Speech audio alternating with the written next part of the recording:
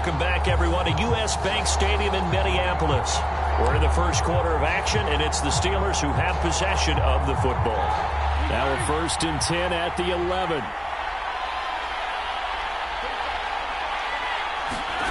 Now Roethlisberger to throw. And he's going to be taken down, sacked back around the 18-yard line. It'll be a loss of 7 on the sack, and it brings up 2nd. They just gave up a sack there, and if I'm not mistaken, they gave up 4 last week, didn't they? Yes. And just looking really porous, aren't they? They really are, and I'm wondering if they're going to have to start thinking about keeping the tight end in, maybe a back, someone to help assist, because right now, the quarterback's been getting hit a lot in the last couple of games. Now, following the sack, they'll look to make amends on a 2nd down and 17. Now Roethlisberger. Open man, completes it to Smith-Schuster. 6 yards is the pickup, and that'll lead to a 3rd down. Charles, Thursday night game, I think a lot of teams probably say shrink the playbook somewhat. Is that correct? I think you're right about that, because you just don't have the amount of time that you have in a normal week to put in a full playbook. So, as you said, you shrink the playbook, pick out the plays that work best for you. You know what else you're looking for? Who are the freshest guys coming off the last game to play on a Thursday night? Guys have a little extra pep in their step. You go to them early and often.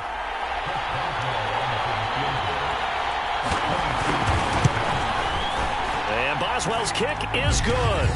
And the Steelers will jump out to a 3-zip lead.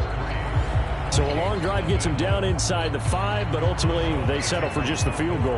And I have to think that if maybe they were a yard closer, that would have made their decision tougher, and I think they likely would have gone for it. But in this situation, they just decided to take the 3, and I think it was a smart move.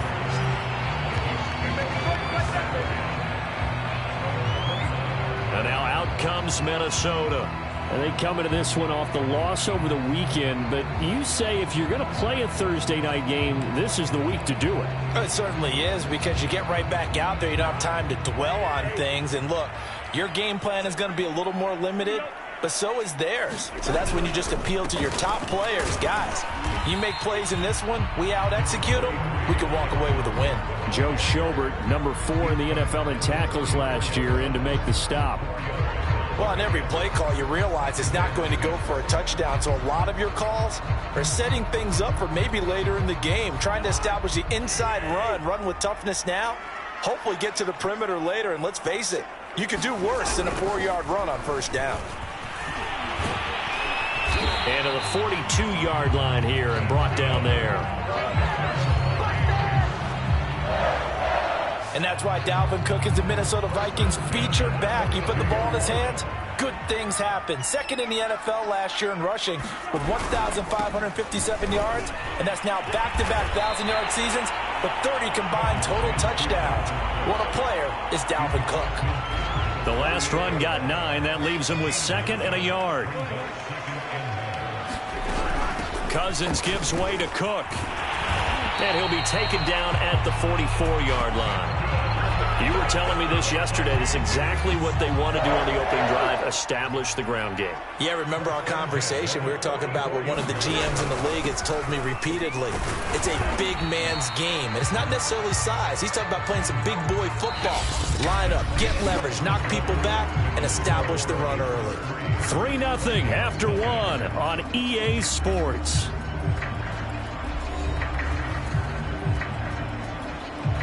The last run got a couple. Here's 2nd and 8. They'll try to throw now. Cousins. And that'll be incomplete. Took a pretty good shot as he tried to pull that one in. Couldn't hang on. 3rd down. The 1st down line at the 34 here on 3rd down. Play fake. Cousins. And that's going to be incomplete. The contact there enough to jar that ball free, and it brings up 4th down. They went with a dime look on defense. 2 extra defensive backs on the field and covered up essentially every blade of grass. That allowed them to disrupt the play. And I tell you what, he got it from 58. That had lots of leg behind it.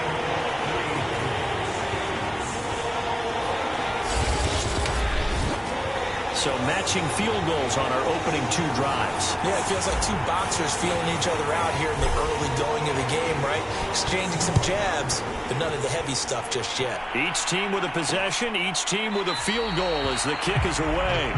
And there will not be a return here. It's a touchback, and it'll come out to the 25-yard line. So Pittsburgh retakes the field for their second offensive possession. Their drive last time, it stalled out. They were forced to take the short field goal. And the key phrase, you nailed it. Forced to, because you know coaches look at these short field goals as a last resort, right? To them, that's not how drives are supposed to end. You're supposed to put 6 on the board. That's a consolation prize. Like going to the county fair, you don't get the big stuffed animal on that one, do you? No, you don't go top shelf. That's bottom shelf material. The last run good for 2. Here's 2nd and 8. Here's Roethlisberger. He's got his tight end Freiermuth over the middle. And they're able to get this one across the 35. So here's a 1st and 10 at the 38. Out of the gun, it's Roethlisberger. Completing it to the right side, Johnson. And he'll be corralled out across midfield down to the 45. A timeout here as we got a player shaken up, and that's Johnson who's down on the field. Well, he gets attended to. We'll step aside.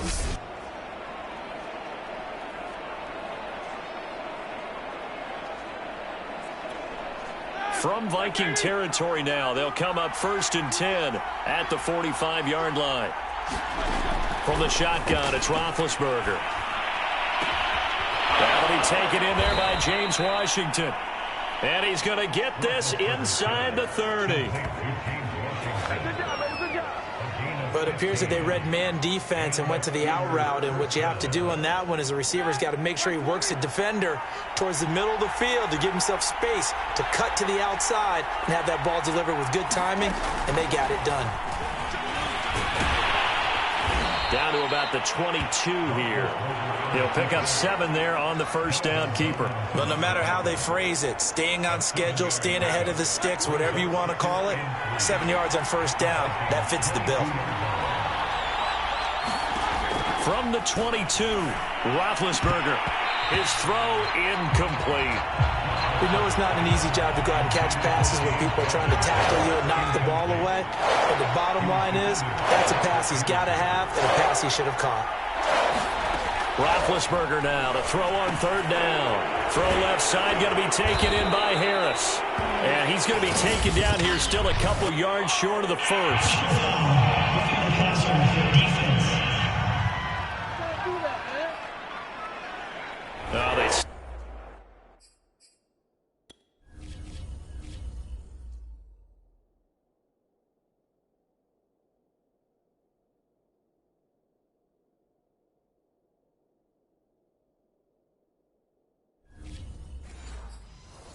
Stopped them shy of the marker, thought they were bringing up 4th down, and then that penalty. Let's face it, they thought they had bent, but could absorb that, right? Instead, they broke as a result of their own penalty.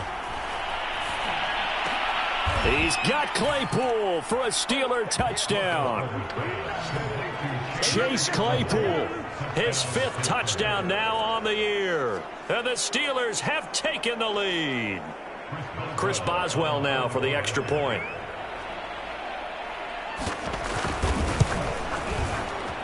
And it is up. And it's good. That'll make our score 10-3 now.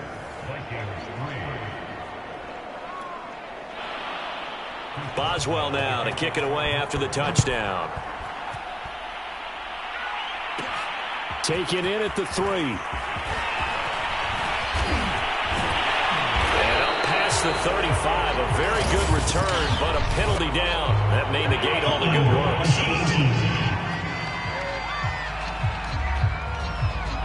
So holding will scratch off some of that return.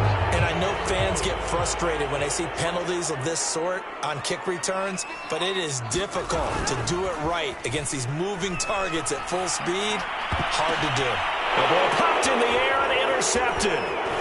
It's Devin Bush, the linebacker, who picks it. And this one will be returned to right around the 38-yard line. Well, if you go by the numbers, you'll find as the temperature goes down, so does the passing efficiency. And now that we're in December, even the routine throws are going to be harder for the quarterbacks. And this one, it winds up getting picked off. Meanwhile, Ben's throw complete there to Johnson.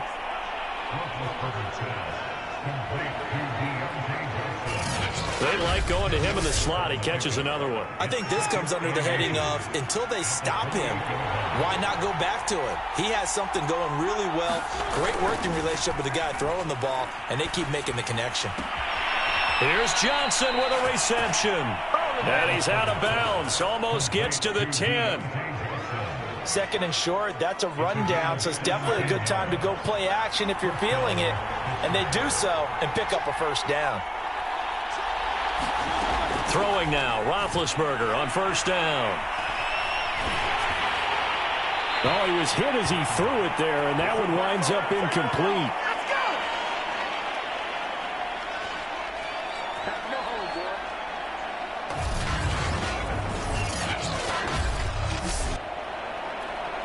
Here's 2nd and 10.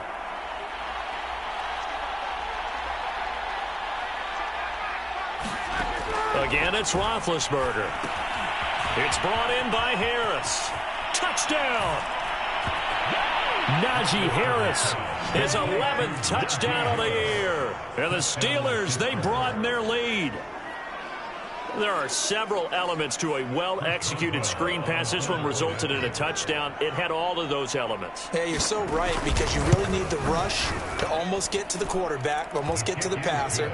Then you've got to get the ball thrown perfectly, whether it's to the running back, the wide receiver, whoever the screen guy is. And, of course, the blocking has to form in front to get him downfield for the touchdown. Kene Nwangwu now out of his end zone. And a good return as he'll be stopped just shy of the 30-yard line.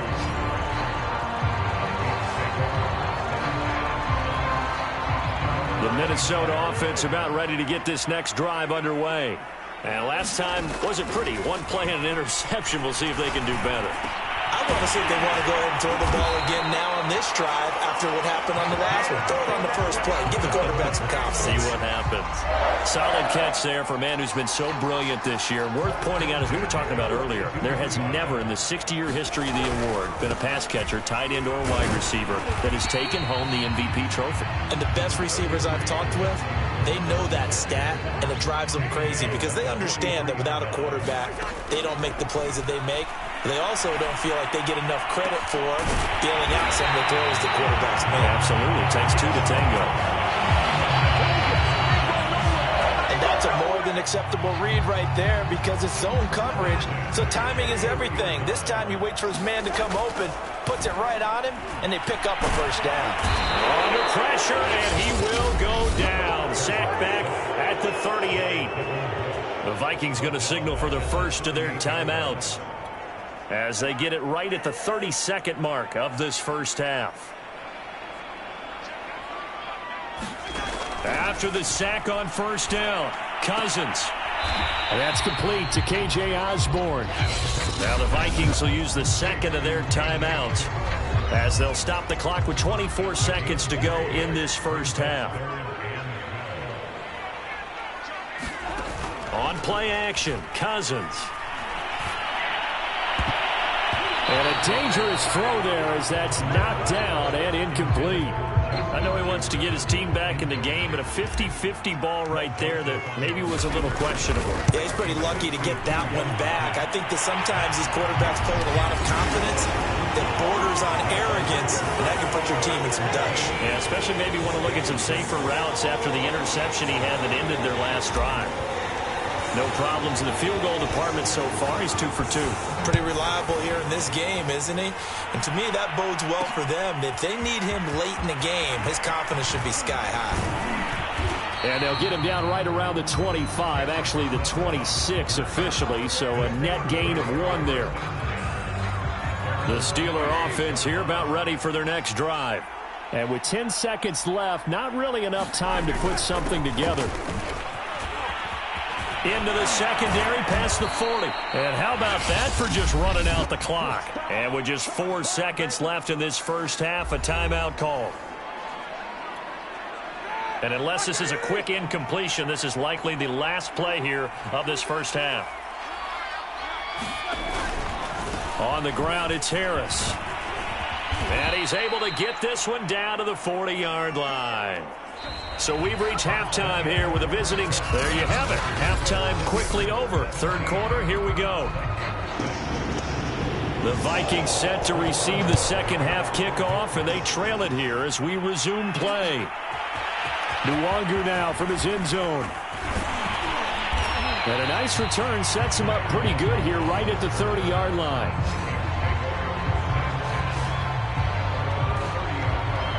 Here are the Vikings now to start their next drive. And they're still very much in this game, although they do trail. What's the game plan, Charles, for the second half? It might be a little counterintuitive because most people will think losing equals passing the ball more, but I'd establish the running game. They kind of went away from it in the first half. I think if they get back in balance, it'll help them when they put the ball back in the air. Well, you won't hear any boos from this home crowd on that call. No, not at all, and it's been a long day for this crowd waiting for this game. It's been a long evening as well. Finally, they feel they got a call. Running on first down is Cook, but he didn't find much there. Call it a gain of 3, second down. They know that old expression, it's not my night. It hasn't been his so far. I don't know if the legs are a little bit heavy. Sometimes having to hang out all day and play doesn't exactly play to your advantage, but it's been a tough go for him. Every time he looks up, somebody's there defensively. That was the same case on that play. You can see the time and effort and thought that they put into their passing game because it was evident right there. It looks like a simple pitch and catch, but you and I both know that they have planned for this and worked hard to make it happen. To the end zone, but it's incomplete. You get the sense that they're saying we're not playing up to what we're capable of, and we're deep enough into the game that the early jitters are long gone, that they should now have some sense of continuity and be able to make some of these plays that they have not been doing so far. They do get a couple, but they'll be left staring at a 3rd and 8 coming up. From the gun, here's Cousins. And he will not be able to hang on through the contact. It's incomplete. The coverage strong, and now it's 4th down. Joseph's got it.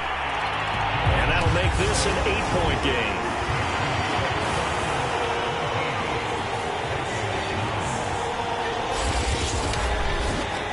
So a decent drive there to start the third quarter. They only salvaged 3 out of it, but they inch a bit closer. Yeah, but still lots of time to go in this one. That's why you hear that clapping on the sidelines, right? Hey, got some points. As you said, inching their way back in. Time left to go out and get that victory. And no effort to bring this one out. It's a touchback. Najee Harris and the Steeler offense set to go to work once again. And he's sure looking like a lock for a 1,000-yard season. Don't know if he's going to get it in this game, but he'd probably like to just to get past that point. Yeah, and if he doesn't, as you noted, there's still time, still opportunity. There's still more games to be played. So, yeah, it's not a lock, but barring injury, it certainly looks like he's going to get there. And what an accomplishment that is. Anytime you get over 1,000 yards, you're celebrated in the NFL. It's been quite a season. Still a couple chapters left in that book, though. They'll run with Harris. 76 yards rushing for him here as he starts to draw closer to a 1,000-yard campaign. The last run got 6, now 2nd and 4. They run the counter. Harris, and he's dropped right at the 40. Gain of 3. That's some good tackling there to keep him short of that yellow line. Yeah, defensively, all I'm thinking is that on that play, get me to 3rd down. Get me into a position where I can make one more play and get my defense off the field. And he will have a Steelers first down as they're able to convert, albeit not by much, on 3rd and a yard. So from the 39 now, they'll come up on a 1st and 10. Now they'll throw it with Roethlisberger. Oh, into a sea of defenders and intercepted. Picked by Nick Vigil. 30. 10. Woo, yeah! And he will take this one home. It's a touchdown. short throw pick six right there. Those linebackers, they love when those short throws come and those eyes get real wide, don't they? How about the anticipation on the play? Reading, reacting, and then the ability to catch the football and take it in the opposite direction. And there's a quick momentum swing. INT return for a pick six, and then the two-point conversion good. And even if you're keeping your wits about you, you're thinking to yourself, okay, extra point block team going into the game now. All of a sudden you're hearing defense. Everyone's scrambling for their helmets and throwing down their cups of water. That's a great position for them to be in, trying to score against that team. A little bit disjointed.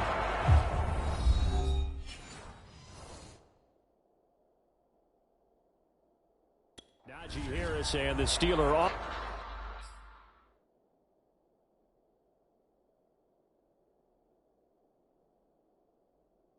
Set to go to work once again. And he's closing in on that number that all running backs circled beginning of the year, the number 1,000. Could do it on this drive. And you have to think to yourself that this moment, getting to this spot, it started in the offseason, right? Not just the workouts, right? Not just getting yourself physically prepared to play, but mentally, as well as your team, as well as your unit, head coach, offensive coordinator.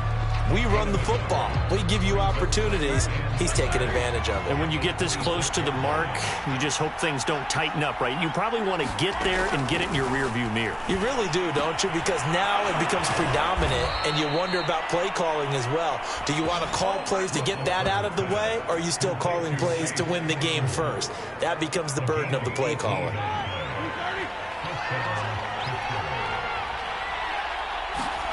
They go play action now. Roethlisberger. Open man, completes it to Claypool. Yeah, he will go out right near the 35-yard line. And time to give some credit to the big fellows, the offensive line here, because you've got to have good protection on crossing routes, because you've got to give your receiver time to work all the way across the field. That time able to scan the field, spot his receiver moving left to right, and make a good, accurate throw. Thank you, guys. Xavier Woods, a former Cowboy, in on the tackle. Third quarter, all tied up. This is 2nd and 10. Now Roethlisberger. Complete. It's Johnson. And this will be a gain of 5 as he gets it to the 30.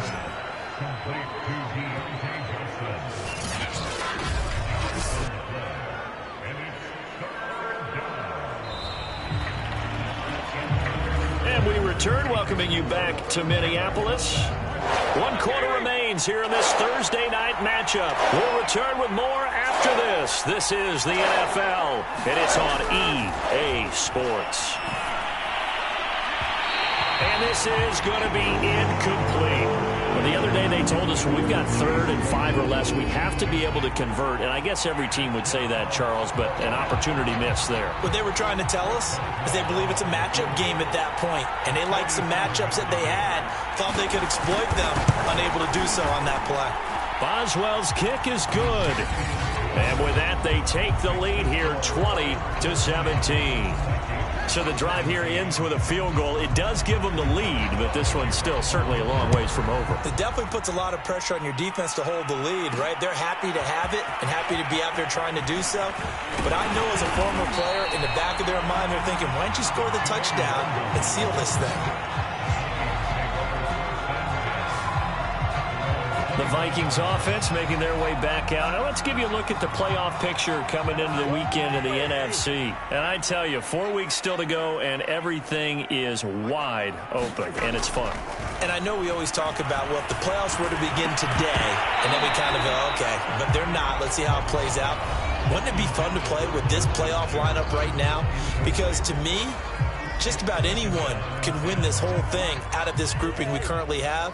And by the time we get there, it may look entirely different. To throw on 2nd and 10. Cousins. High throw, but he makes the catch. And he's brought down after a very nice game.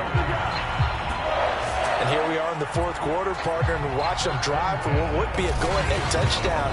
And you and I both know this is where you need a quarterback who can keep his cool back there. Not just for himself, but to keep the rest of the team relaxed too.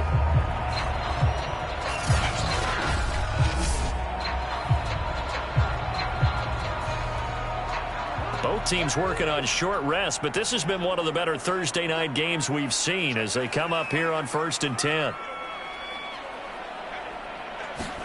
Cousins now from the 50. Keeps himself upright. Now the hit comes, and Cousins lost the football. But a Viking was able to corral this one, and Minnesota will keep possession. Fortunate to get that football back, because trailing here in the second half, last thing they needed was to lose the possession. And the word I think of here is opportunity, because it could have been lost there, their chance to score points. But the opportunity for the defense was to go ahead and really close this game down if they were able to get possession. And he'll be out of bounds just shy of the 40. A good pickup there, 18 yards as they get closer for 3rd down.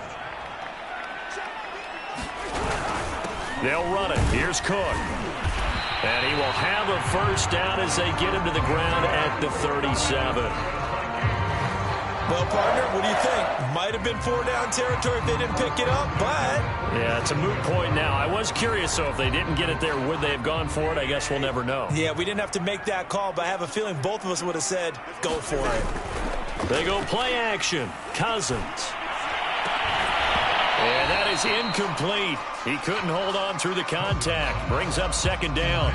Under 4 to go now as they come up on 2nd down.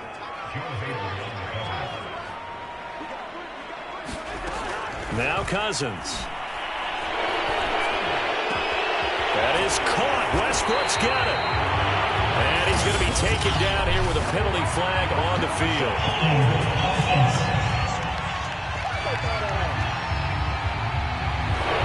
That's a good chunk of yardage. It's going to be canceled out. And we always talk about hidden yardage in a game. That's going to count as that because now it doesn't go on the books, but now they have to make that up again, don't they? And on the left sideline, he caught it, but out of bounds, according to the head linesman. Incomplete, so the ball a little late getting there, and it's 3rd down.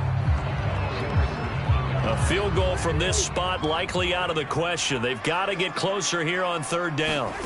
To throw is Cousins. That's to Dalvin Cook, his running back. And he'll be brought down at the 34, well short of the 1st down marker. They get 12 yards back, but it still leads to a 4th and long. The kick by Joseph is good. And in the 4th quarter, this game is tied.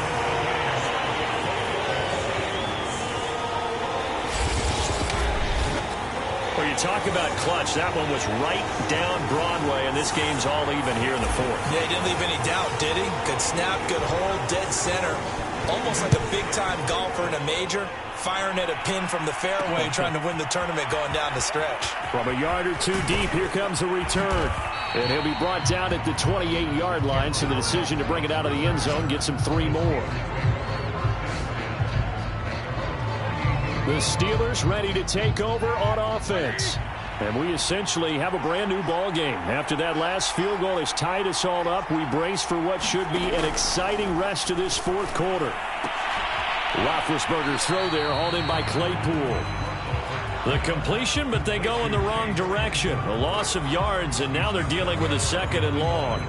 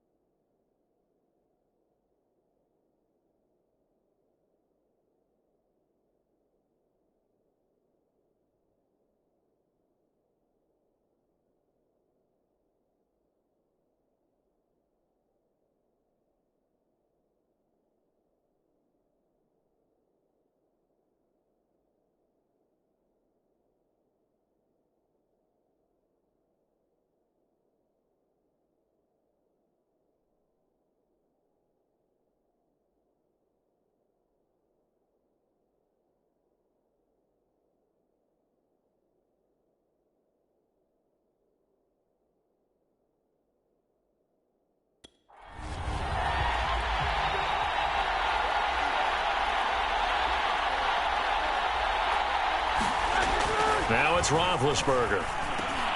Claypool with another catch. And he'll be taken down, but not before they work it across midfield. A big play that time on the catch and run. Of course, the catch was nice, but how about what happened after? Able to stay on his feet and gain all that additional yardage. So many of these slot guys, I think, have running back in their background. They will get 4 yards here on the first down run, and that'll make it 2nd and 6. Well, at the end of all that hitting and hollering, it was a 4-yard run, so the offense is going to go back to huddle and feel pretty good about themselves. Defensively, you have to feel okay because you didn't let it turn into a bigger run. For the goal, shut it down for 2 yards or less. That's when you start to feel good about yourselves.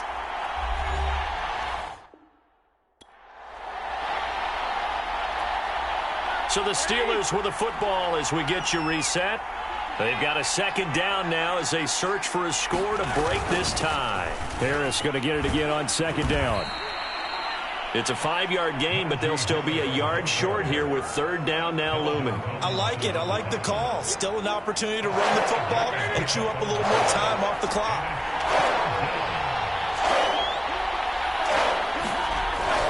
Trying to pick it up on the ground with Harris. And Harris is not going to get there. Great work defensively to stop him short. Call it no gain that time, and they're going to be left looking up at a 4th and 1. The Vikings going to signal for the first of their timeouts as they get the stoppage with just over a minute to go in the game. So the field goal unit is on the field as this is a big spot right here. This for the lead in the final stages. And Boswell's kick is good. And the sideline celebrates as they have taken the lead in the final minute. All right, so time to reset here. It's a huge kick there, gives them the lead, but they've got to be careful that their celebrations aren't a little too premature. You're exactly right about that, because there still is time for the other guys to run a few plays and get into field goal position. So this defense is going to need to come up with one final stop if they're going to get out of here with a victory. So Cousins and the Vikings down 23-20, a little under a minute to go. They need, at minimum, 3 points out of this as they come up 1st and 10. And this one is incomplete.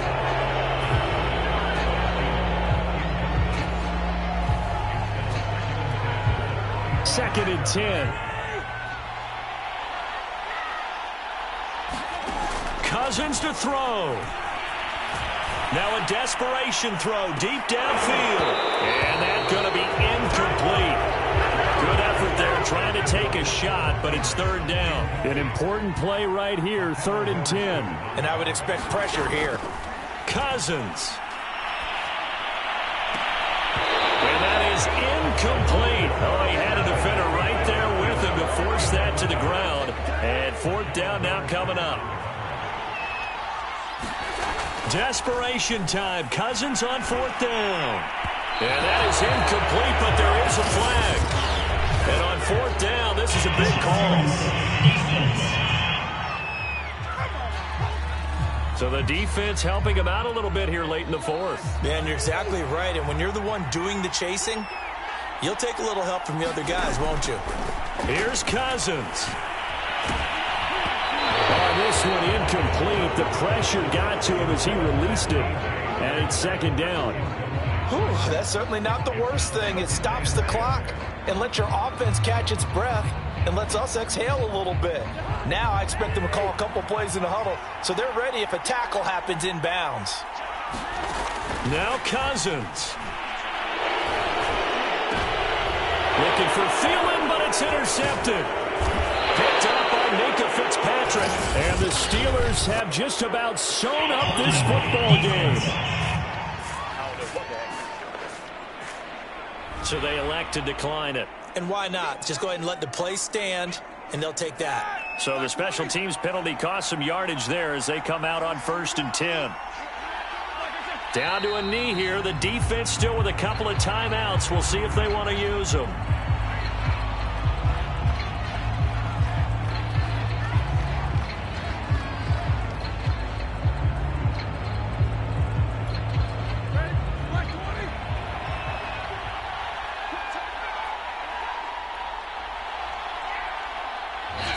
That will get a timeout here. They're able to stop it with 1 second to go in this game.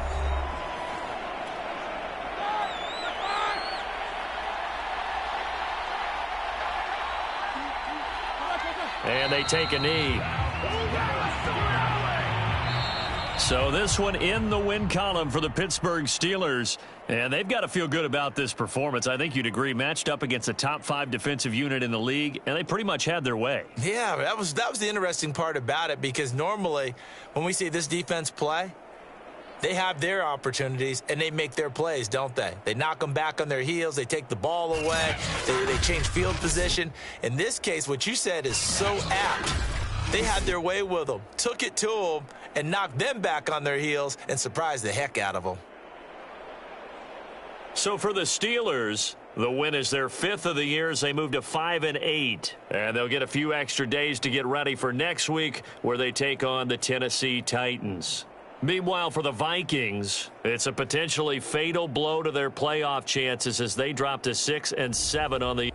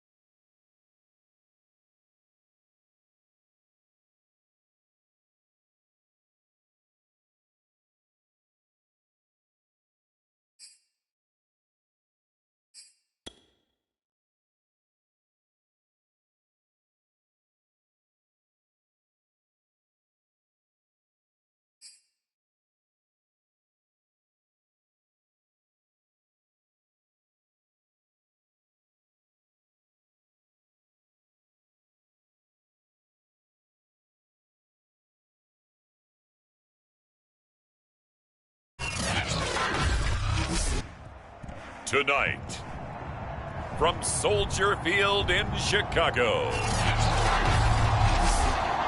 it's Week 15 of the NFL on EA Sports. The kickoff unit is out on the field, and they will send this one away. No run back here on the opening kickoff as we'll start at the 25.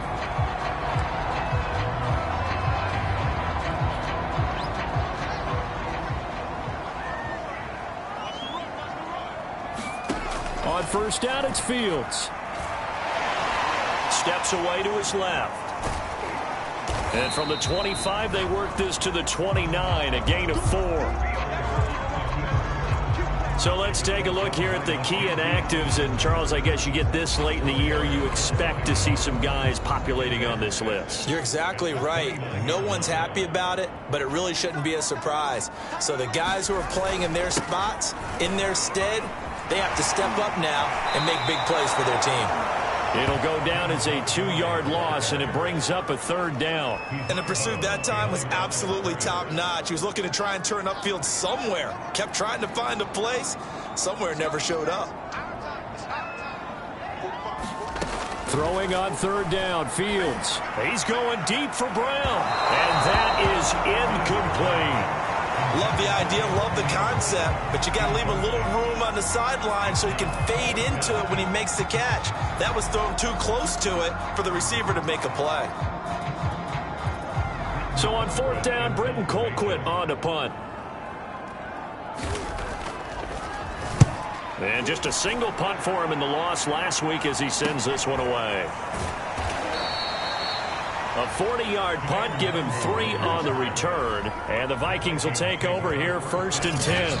And the Minnesota offense ready to go to work here. Their quarterback at his 10th season overall now, and 4th as a Viking, Kirk Cousins. And the numbers were not pretty. I mean, they don't look right. When you throw 2 interceptions, no touchdown passes, there's no way to really make that work. But I thought there were a lot of positives in watching his game tape. I think he's close to putting out a good performance. Let's see if he can flip those numbers around in this game. And, of course, rally his team to a win. And he'll get this up to about the 40. It's a 6-yard pickup, and it gets him to 2nd and 4.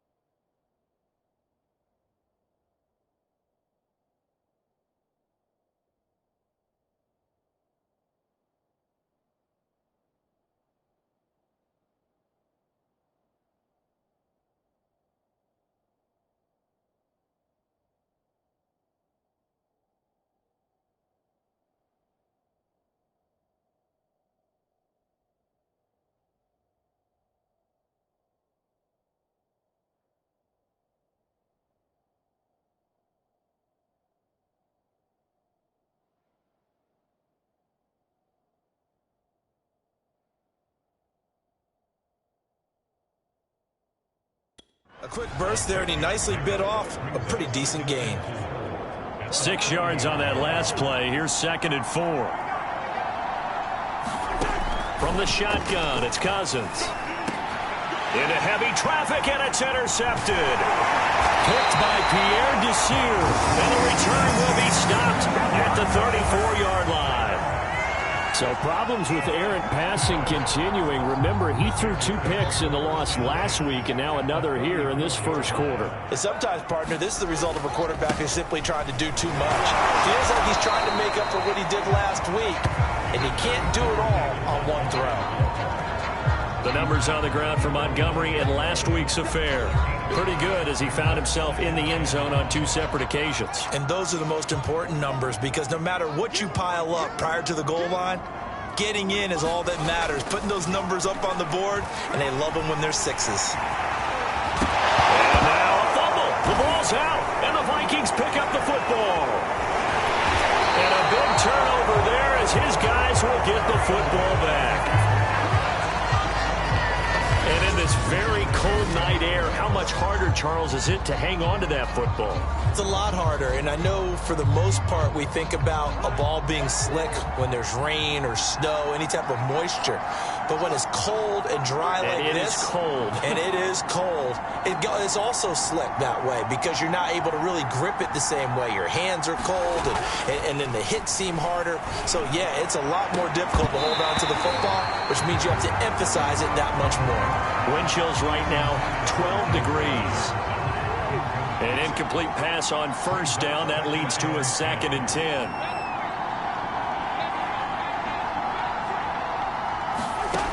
Cousins to throw it. Pass incomplete, but the flag in the backfield, and this might be a roughing call.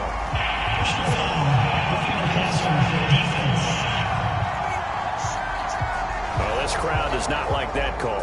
Understandable reaction from them. That's their team that the penalty's going against. But you and I both know they're going to take care of the quarterback. Off the play fake, Cousins.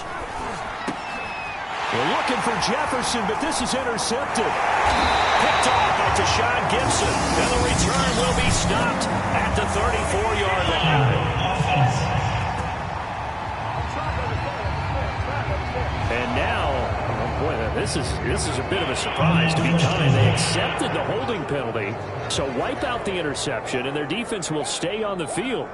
Okay, on 1st and 10, here's Fields. And this is caught. It's Jimmy Graham.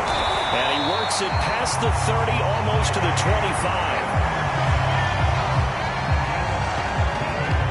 Right after the turnover, they come out throwing. And that means it's a sudden change situation. We used to practice it on defense. Sudden change, get out there, stop the offense. But you typically run out there a little bit unsettled. I think that's why he came right out throwing the football, hoping to catch him off balance. And he did.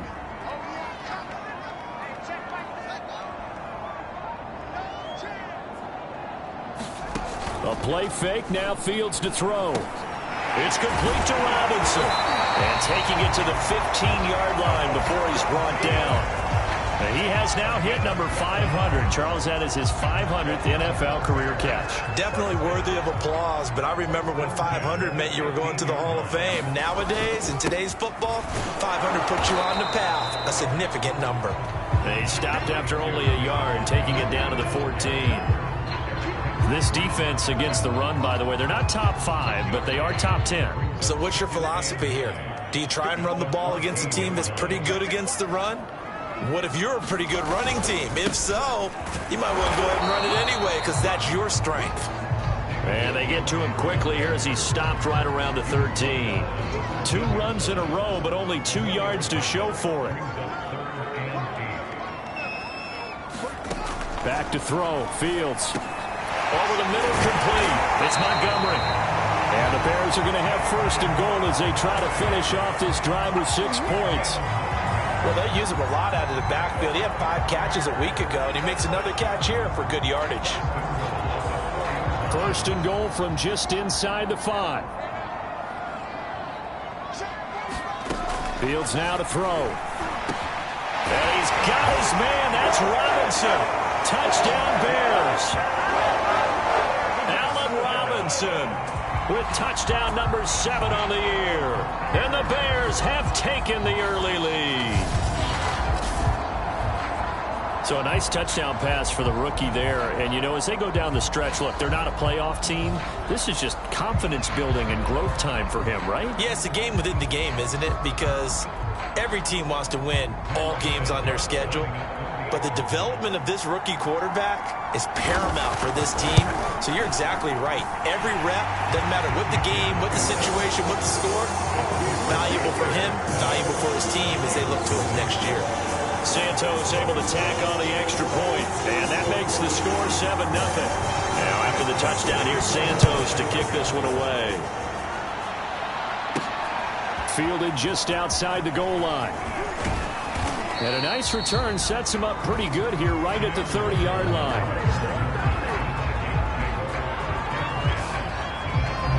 And as this offense makes their way back out, NFC Playoff Race time. We give you a look at what's going on there. Cousins and the Vikings with a 1st and 10 right at the 30. Meanwhile, Cousins' throw pulled in by Jefferson. And he's brought down after a very nice gain. Well, that was a fun one to watch right there. A nice in-breaking route and plenty of room in the middle of the field. And he was able to get behind the linebackers and grab the completion for a really good pickup.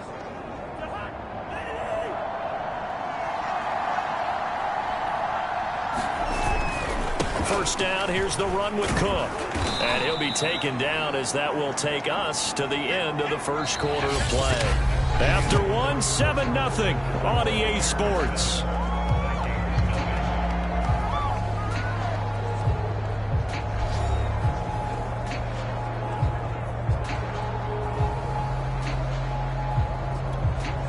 Second and 8.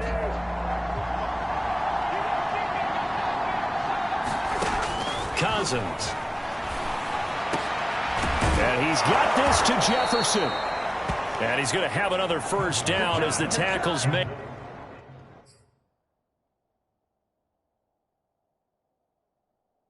Here at the Bears 26. It's a game of matchups, and that's why you take your receivers and move them around a bunch, especially your best guys. And when they work out of the slot, you often hear the coaches talk about how great it is because it gives you a two-way go. You can break out or you can break in. That makes it hard to defend. And he'll be tackled at the 23 after a gain of 3.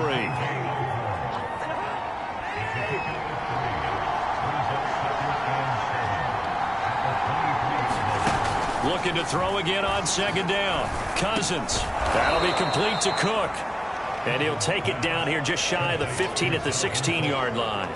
They'll wind up getting 7 on the play. And they'll be faced with a 3rd and inches. A give. This is Cook. And he takes it down to the 13 and picks up the first. Exactly what they needed right there, because they needed to use the ground game to take some pressure off, because the quarterback's been struggling a little bit.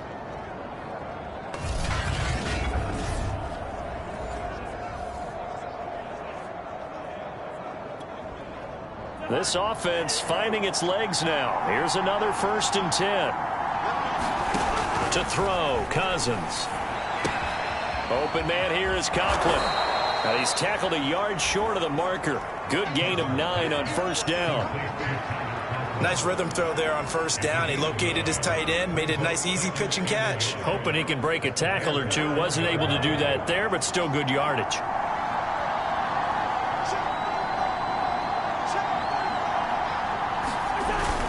On second down, Cook. And he'll be brought down right on the edge of the goal line at about the 1-yard line. Now that's the way to do it. Hand it to someone with vision and good footwork, and add in a little bit of power, and you find a way to pick up first downs. Cook. And they'll bring him down after just a short pickup. It's a gain of a yard, and it'll set up 2nd and goal.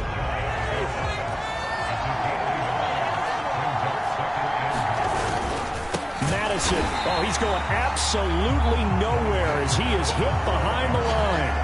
It'll be a loss of a full 3 yards there, and it also brings up 3rd down. 2 minutes on the clock, second quarter, 7-0 ball game.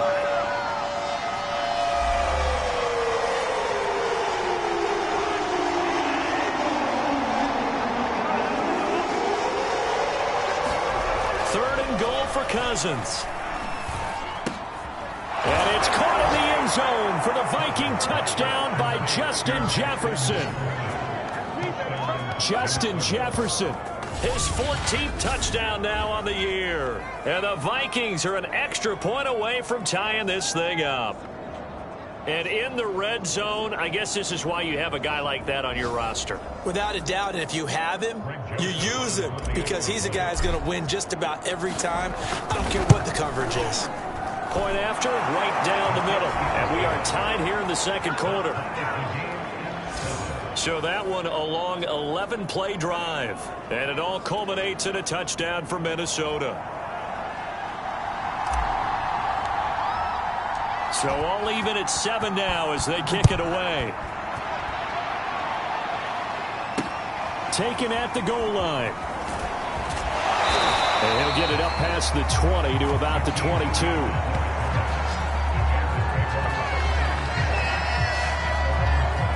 Here comes Justin Fields and the rest of the Bears offense. And he had the touchdown on the last drive, also 4 for 4. Very, very effective. What does he need to do to translate that forward into this drive? Not think that what he saw in coverages last time is exactly what he's going to get again. He's got to play ahead and start thinking to himself, okay, we just did that. What are they going to take away now? What do we go to as a counter? And continue to encourage his offensive line to continue to give him time. They were really good on the last drive. 7 yards, the pickup there. Well, it's time for them to be good teammates right here. And what I mean by that is possess the ball for a little while. Get at least 2 first downs. Give their defense a chance to settle down a little bit after they give up a touchdown.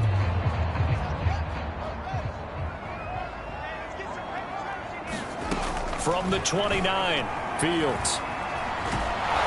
Pressure coming from the Vikings, and they get there and bring him down. DJ Waddle.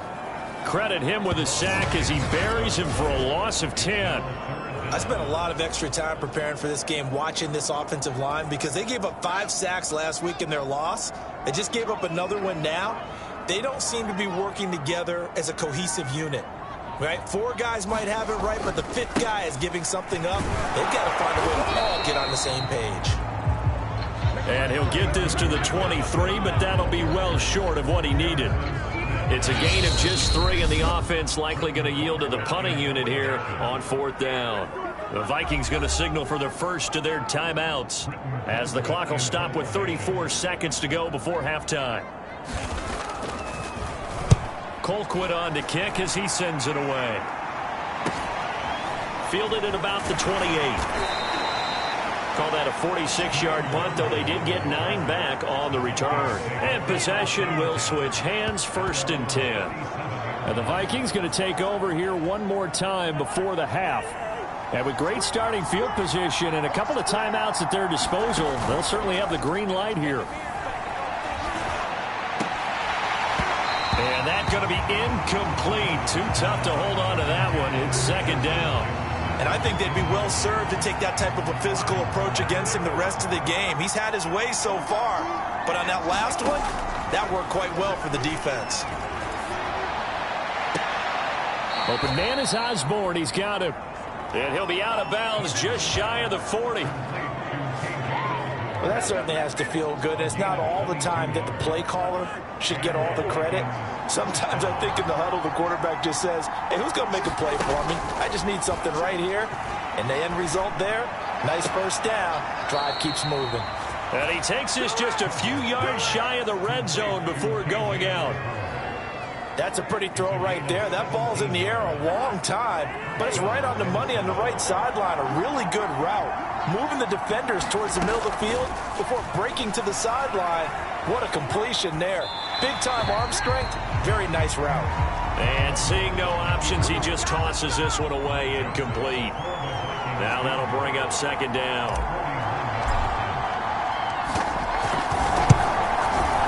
Joseph's got it.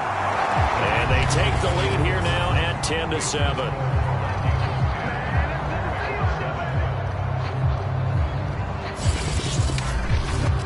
So a good kick there. They put the bow tie on it with 3 points. And let's face it, everybody wants a touchdown. We know that. But in the NFL, defenses are awfully good. You're not going to score each and every time. Be able to knock the ball through the post and take the 3. By the way, I said bow tie. I meant just bow. Either not the tie, but yeah. Either way. You got it. I just went right past it. So barring a touchback, this likely the final act of the half as the kick is away. Jakeem Grant now to return.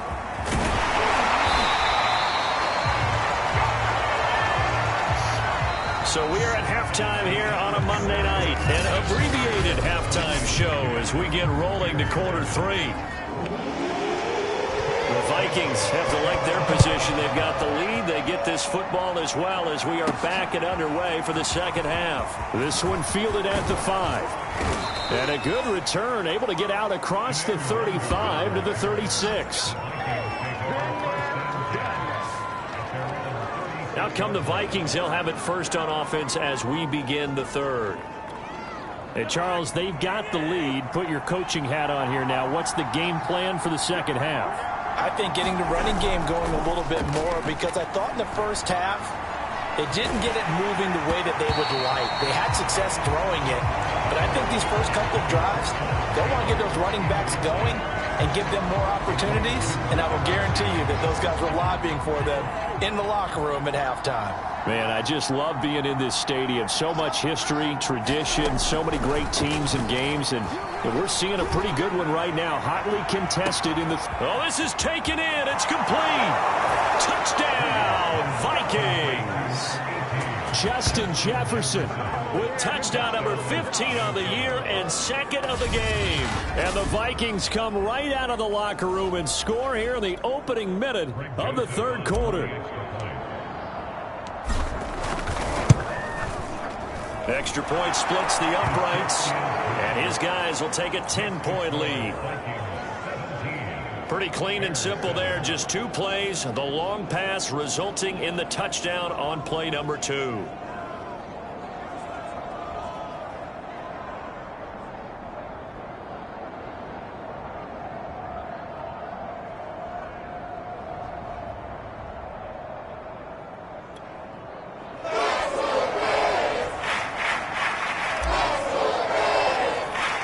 The kickoff team on the field now as they will send this one away.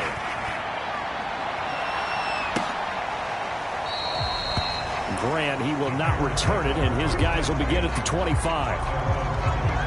So here are the Bears now as they get set for their first possession of the second half. And their deficit a little wider than it was at halftime. Does that touchdown a minute ago change the thinking here at all? I think it does, at least a little bit, because now urgency has to start setting in. You can't go out there and go 3 and out and run the risk of falling behind substantially, but you have to do it without pressing, because pressing, that'll lead you into bigger errors. Now a first down throw. Fields. Incomplete. The passing windows are just not there. That's just another example of how great this defense has been all game long. And that's exactly what a top 10 defense can do. They can really change the game tempo and frustrate you as you try to execute offensively.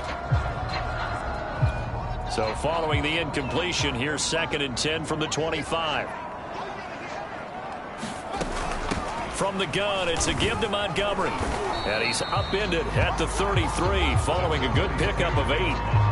And there we saw one of the downsides of blitzing during a rundown, because sometimes you get out of your gaps. You don't fit the run quite as well because you're headed towards the ball carrier with abandon. This offense in desperate need of a conversion as they come up on 3rd down. Now Fields. Open man is Komet, the tight end. And he's got the first down yardage before he's brought down at the 42.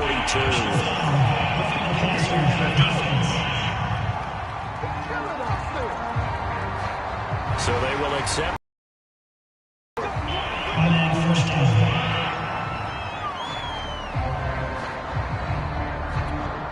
A bad time for a roughing penalty, and they get the gift of a 1st and 10. Read option. Here's Montgomery. And nothing much materializing there on the first down run. He'll get a couple, and that's it. Well, they still have time to get him established, but in my estimation, they've got to pick up the urgency here. They've got to get quickly in and out of the huddle and run off a bunch more plays.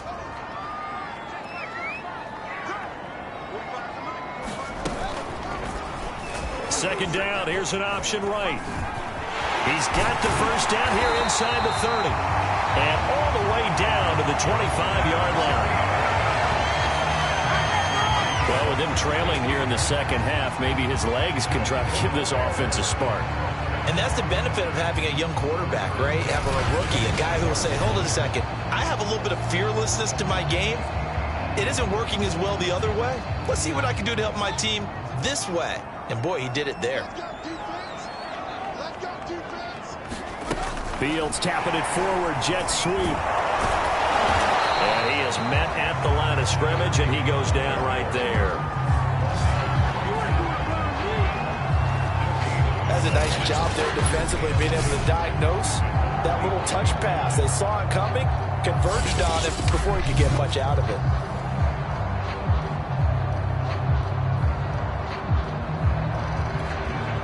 third quarter on a Monday night with a 2nd and 10 coming up. A give to Montgomery out of the gun. They'll be brought down at the 21 after a pickup of 4. Now, they struggled to get him rolling on the ground in the first half, and that's sort of continuing here in the third quarter. Yeah, but I don't think it's time to abandon the running game. I would say keep feeding the horse, and I believe he'll eventually reward them, especially as we get deeper in the game. Out of the gun, Fields. Forced out to his left. And he's going to have to eat this one as down he goes. It'll be a sack and a loss of 3, but more importantly, it brings up 4th down.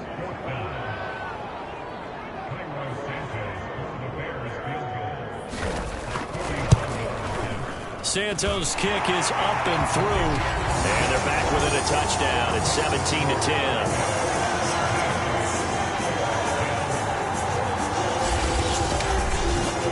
So the response to that touchdown on the other side to begin the third quarter. Look, just 3 points, but still a response nonetheless. You're exactly right about that, because I think you needed to answer back with something, even though it's not 6. Just enough to send the message that says, hey, we're not going away. Taking it about the 1. And he'll be brought down right on the chalk of the 20.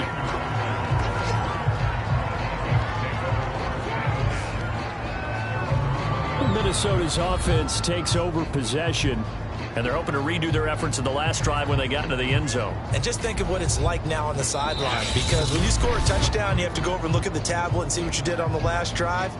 When you scored points, it's a whole lot better view than when you're trying to figure out how to fix things there. Cousins and the Vikings with a 1st and 10 at their own 20-yard line.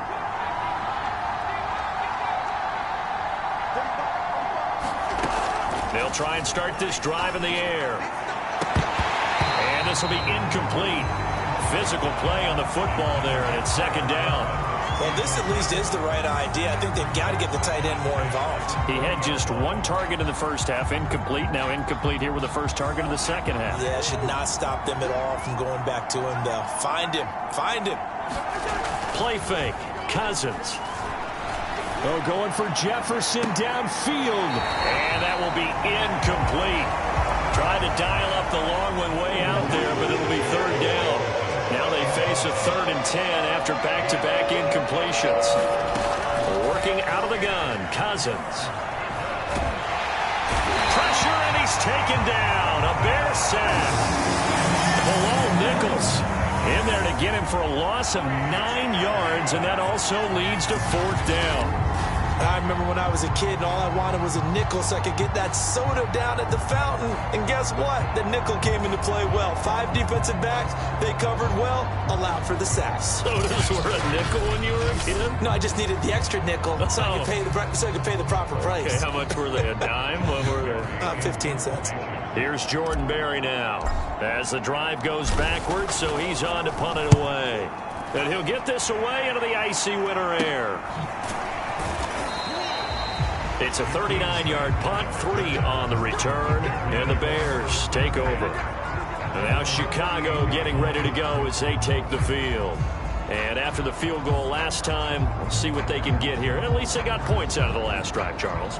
I never met an offensive coach that didn't want to drive to end with a kick. Most of them wanted to end with a PAT, right? In this case, a field goal, they'll take it. Way better than the alternative, which is a punt. Yeah, but you met fan bases that wanted that, that weren't happy with that field goal. I haven't met a fan base yet that wants to drive to end with a kick, other than the extra point. That's it. 5 yards is the tally on 1st down. That brings up 2nd and 5.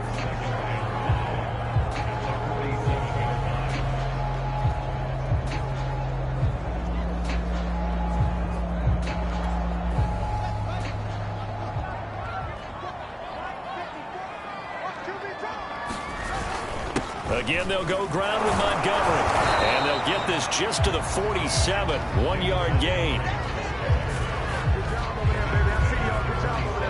After think a major focus of the halftime meetings had to be figuring out how to create space for the running game to get operating. Well, what you pointed out to me at half seems accurate. That line has struggled to sustain blocks. Yeah, I would agree with that totally. They've got to focus on staying on their double teams at the first level, make sure that block's secured before they slide off and try and chip someone at the second level.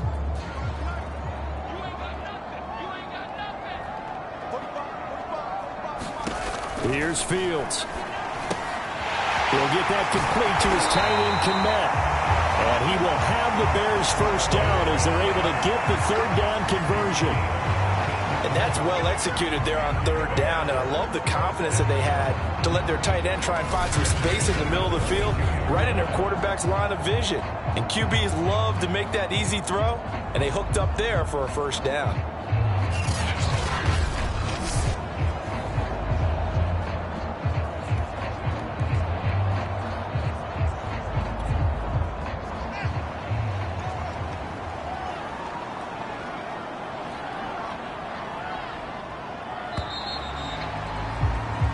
One quarter remains here as we wrap up the week on a Monday night. You're watching the NFL on EA Sports.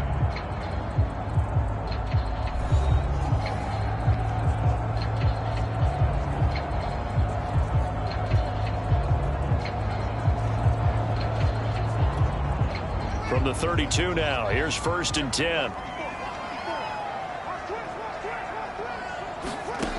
From the gun, here's Fields. Robinson's got it.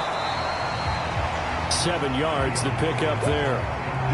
One thing you're hoping for when you run drag routes, you're able to hit a receiver in stride, and he can pick up a lot of yardage after the catch.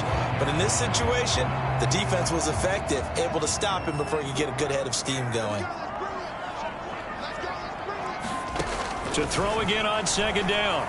Fields. This one hauled in, and again it's Robinson. And this is going to turn into another first down as the tackle is made at the Vikings' 13-yard line. I like the design that we're seeing right there. This is what they need. Down by a touchdown here in the 4th. They just need to keep working their way downfield. And when they see openings, take their shots. The drive continues as they search for a tying touchdown. Here's 1st and 10. Handoff comes to Montgomery. And he'll fight his way down right around the 12. Eric Kendricks in on the tackle.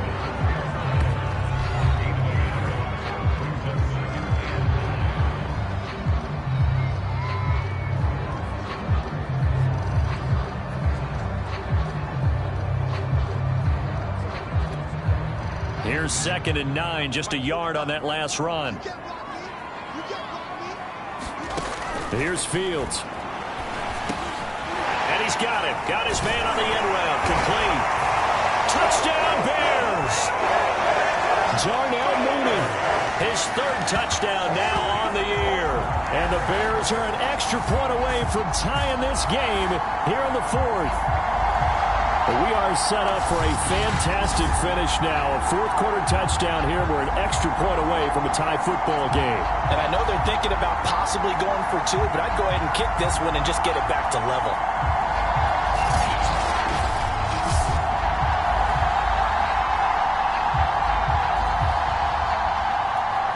Santos now to add the PAT.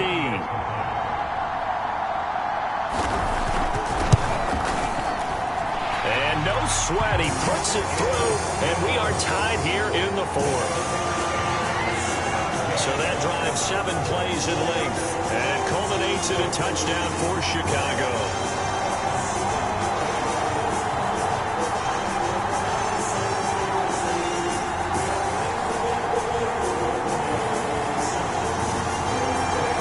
(17-17) the score, all even to this point as it kicks away.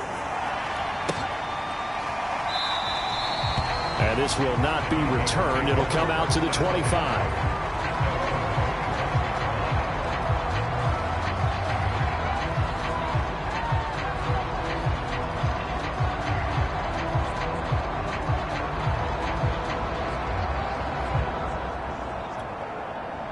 Here are the Vikings now to start their next drive. Well, they just gave up the score to tie it. That's the bad news. The good news, Plenty of time in this fourth quarter to try to grab that lead back. The throw right side is complete here on the first play of the drive. Touchdown, Vikings! Adam Thielen, his fourth touchdown on the year. And the Vikings strike quickly to take the lead here in the fourth. I don't think you can get any more efficient or tidy, whatever word you want to use in that. Man, one play, 75 yards, end zone. Yeah, efficient, tidy, excellent words. How about explosive? 75 yards, one play. That means everyone handled their assignment, doesn't it? It doesn't just mean that the defense broke down. They really executed the way that was drawn up on the whiteboard. Big-time play, big-time result.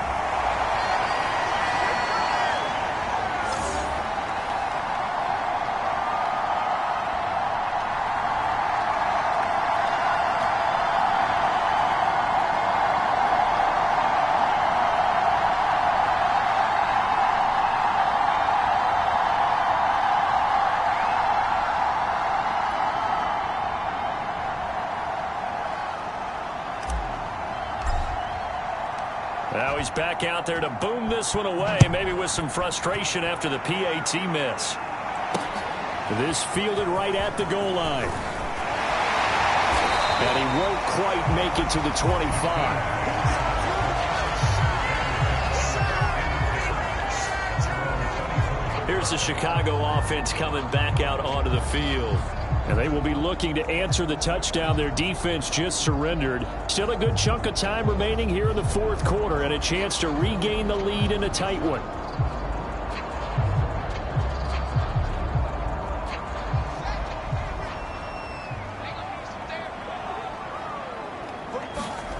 On first down, Fields. They'll set up the screen to Montgomery. And he will lose yardage on the play, back at his own 19-yard line. So it goes as a completed pass, but they lose a full 5 yards. Well, his completion percentage continues to rise with that one, but sometimes you want your completion percentage to go down. Maybe you should have thought about throwing that one away. I was just going to say, it is easier said than done, but that's where you maybe bury it at his feet, make sure he doesn't catch it. Great call right there. Put it near the receiver, no grounding, nothing like that, but no one gets a chance to pick it off either. Not frugal about the game there on second down. That was a positive play because that was a take-what-you-can-get situation. Got out to the tight end. Now it gives them a much better opportunity to convert on third down.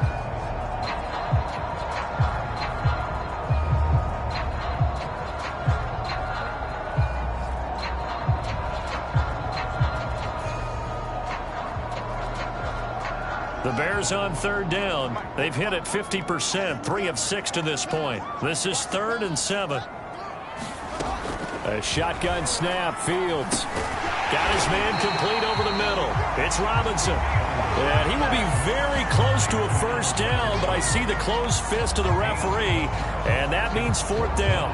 That pattern and scheme was well defensed on third down. He tried to just sprint from one side of the field to the other, and they got it to him quickly. But no chance at yards after the catch there, and they stop him short. Fielded at the 20. A nice return there of 11 to help mitigate a good punt. And the offense will take over with a new set of downs. Minnesota now ready for their next possession. And following that long touchdown pass, a one-play drive last time, see if the defense, you know they're ready. They don't want that to happen again.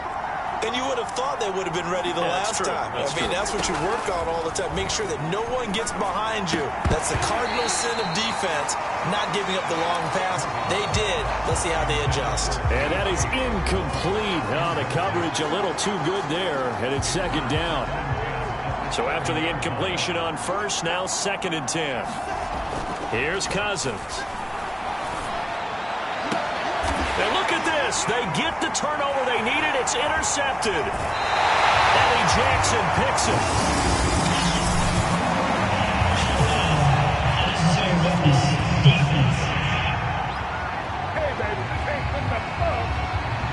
So now it appears they're going to accept the penalty, which means take away the interception. Also means keep your defense on the field.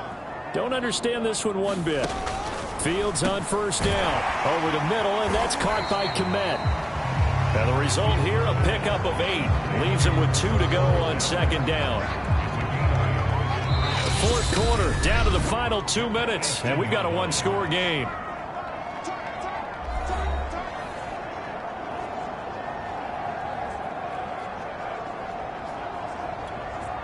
So the Bears with the football here as we welcome you back. They come up on a second down now in a game that looks like it's going to go down to the wire.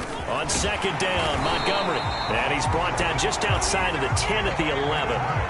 First down now, but the clock continues to move. He's back to throw. Dancing to his left.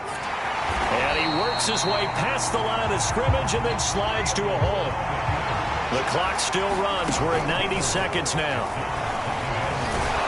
And he can't get a throw off. He's taken down. What a huge play at this point in the game. They'll look to throw.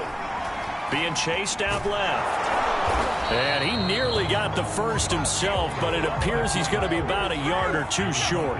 So down 6, and they know they need this one on fourth down. And this is going to be intercepted. Xavier Woods with a pick. And the Vikings have just about sewn up this football game. He's had a fantastic rookie season, made a lot of lovely throws, but that wasn't one of them. Well, we got to give him one, don't we? I mean, with the year he's having, a lot easier for he and his teammates to accept that throw because for the most part, what they've seen, it's been pretty sensational. Throwing here, Cousins. Throw left side, taken in by Jefferson. Now the Bears going to call the first of their timeouts as they'll stop it with just over 40 seconds to go in the game. A big hitter to start the drive has him up near midfield here for 1st and 10.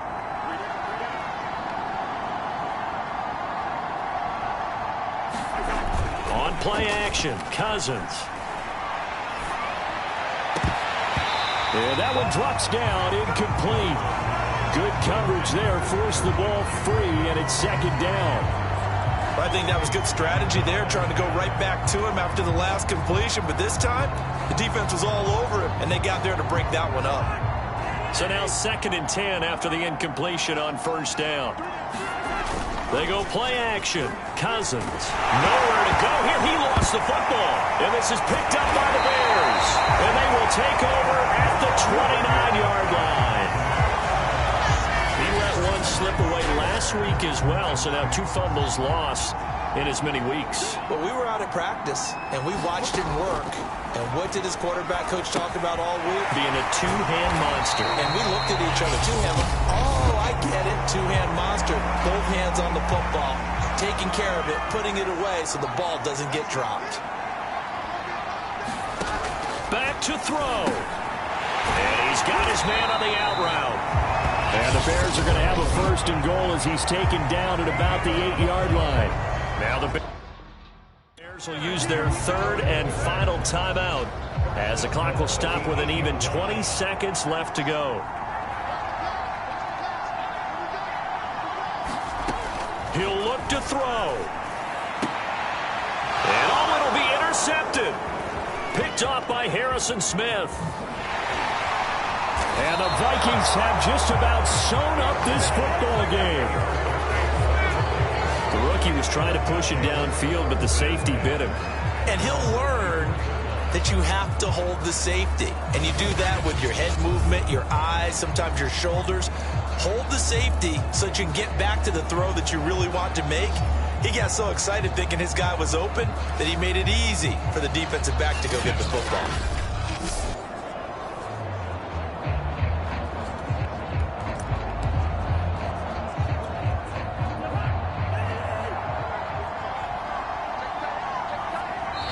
Now the Vikings will use the 2nd of their timeouts.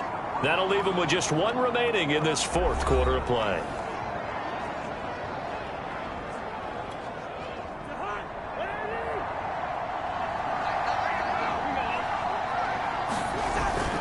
On first down, it's Cook. And he's able to plow forward up to about the 29, just shy of the 30. And the clock will now stop as a timeout is called with 5 seconds left. Charles, why didn't they just take the knee there? You're asking the question that I'm asking as well, because we've seen a lot of football where coaches decide maybe they get a little greedy. I don't know if they're doing it for stats or for what reason. We've seen it happen in college. And how about in the NFL? The miracle of the Meadowlands. All they had to do was take a knee and the game was over. The Giants ran it one more time. Ball popped free. Philadelphia picks it up and wins the game. What year was that? 1978. I think it was in November. So the final seconds have ticked away in this Minnesota victory. And you've got to say, CD, it was the defense who had a big part in the W. Oh, without question. When you force 4 turnovers, you get to enjoy the spoils of victory, don't you? It's rare that you force 4 turnovers and lose a ball game. That's almost unheard of. They carried this one home. You talk about celebrating with each other and being in a position where going forward, all you think about is, let's get 5 next time. They're going to be on the hunt. So for Minnesota, they get back to 500 now as the win moves them to 7-7. And they'll return home next week to take on the LA Rams. Meanwhile, for Chicago,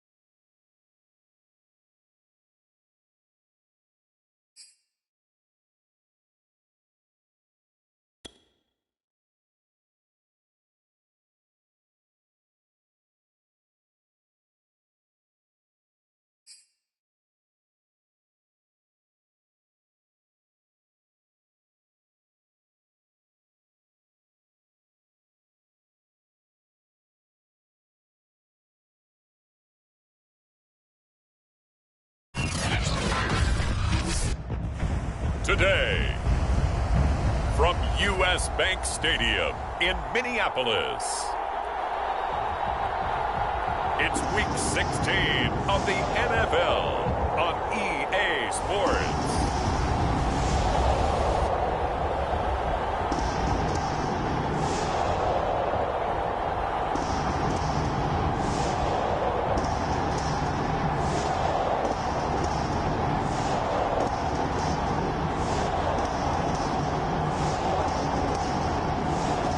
We'll see Kirk Cousins and the Minnesota Vikings taking on Matthew Stafford and the Los Angeles Rams.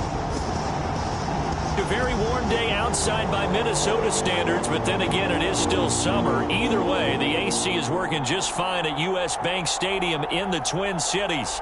The scene a short time ago, this crowd decked out in purple, and they were in full roar as their guys burst out of the locker room.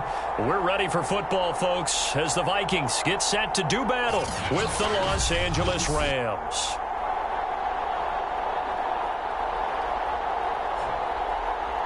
Hi again, everyone. Brandon Gaudin alongside Charles Davis. And Charles, you look at this Vikings ball club. They were winners last time out, so they'll be looking, Charles, to make it 2 in a row. And what I enjoyed when I watched their game tape and their victory last week is they put it together in every phase. Good offense, good defense, and some key plays on special teams. Let's see if they can get that second win in a row. And we will not see a run back on the opening kickoff. This will be a touchback.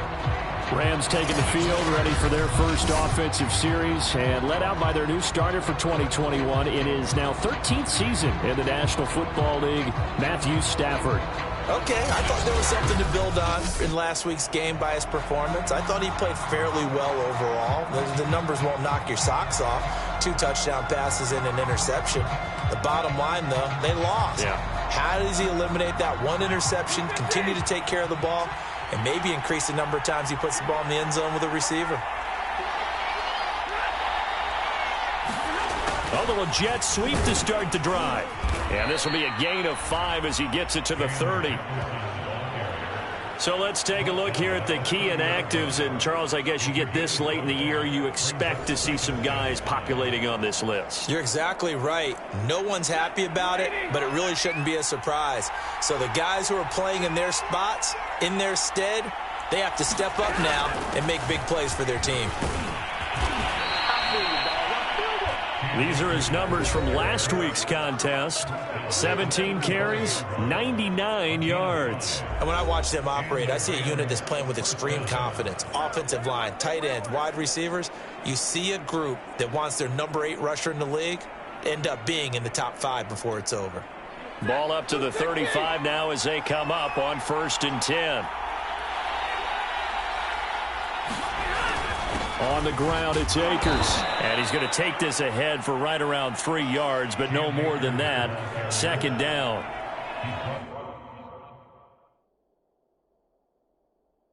This defense for the Vikings, they put together a strong effort last week in the win over Chicago. And the big difference in the ball game, their ability to force turnovers, 3 of them, in fact. Being able to take the ball away, give it back to their offense, that's something that's emphasized each and every week, and they carried it out.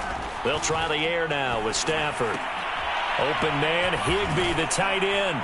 And he's out of bounds just before the midfield stripe at the 49. I like how they work the tight end on a nice little under route there. And if you're going to give him that much space, he's not even going to catch the football. He's going to run away from you a little bit, and that's exactly what he just did there, picking up extra yardage. They'll run on 1st down with Akers. And good penetration here. He'll get this down only to about the 49-yard line. Just a yard on the pickup there, and it'll bring up a 2nd and 9. And this is why aggressive defense coordinators love to blitz. It wreaks havoc because they end up taking their attention to the blitzers, freed up the D lineman to make the play. Meanwhile, Stafford's throw, it's complete into the hands of Higbee. And the Vikings pick up the football. And they will set up shop at their own 41-yard line. The Minnesota offense ready to go to work here. Their quarterback in his 10th season overall now, and 4th as a Viking, Kirk Cousins. And despite the 3 touchdown passes he threw, There's a lot to work on this week, wasn't there? Oh, ton of interception. Yeah, I mean, when you're going really with almost a 1-to-1 ratio, that's not going to work for you well at all. Not over the long haul. The beauty, though, somehow found a way to win. Yeah, they still got the win last week. Now a throw right side taken in here to start this drive. This will be stopped about 2 yards shy of the marker. 8-yard gain, 2nd and 2. The numbers for him from a week ago. 5 catches, 134 yards. And he's trying to prove the adage, it's not just how you start, it's how you finish. And he is finishing awfully strong, takes great care of his body. I expect him to go ahead and put a cap around this season. And this one right back into the hands of Jefferson. 2 plays, 2 catches. You have a feeling they're going to look for him early and often, and that's to be expected. You got a player of his caliber, why not? And I think it's also a message from them to the defense that you're not going to dictate to us what we're going to do with one of our better players, because so often you hear about defenses saying we're going to take away what you do best. In this case, they're going to move him around, find proper matchups, and make sure they continue to funnel the ball to him. After the incomplete pass, here now is 2nd and 10. Cousins now. And that is incomplete. A lot of force bearing down on him there. He could not hang on. It's 3rd down. So back-to-back incompletions, and that has him staring at a 3rd and 10. Able to complete this one to Tyler Conklin. And he gets this one inside the 15, just a yard or 2 shy of the 10. A big connection on that one. 34 yards. A very early momentum changer there. Actually a dream killer for the defense because they forced a 3rd down. Felt like they had a good chance to get off the field defensively. And then they got hit with that big play.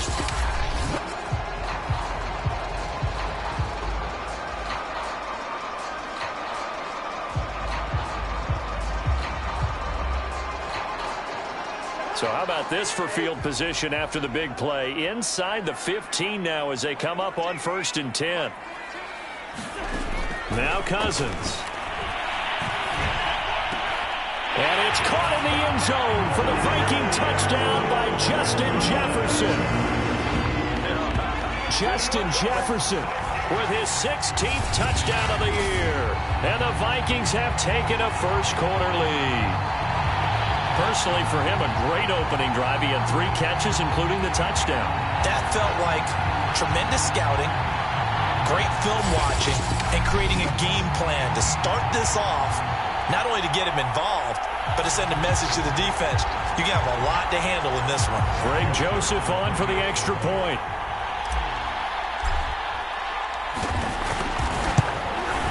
He's got it, and the Vikings take a 7-0 lead.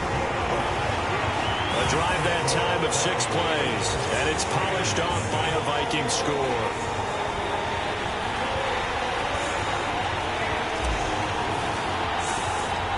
Out is the kickoff unit as they run up and send this one away.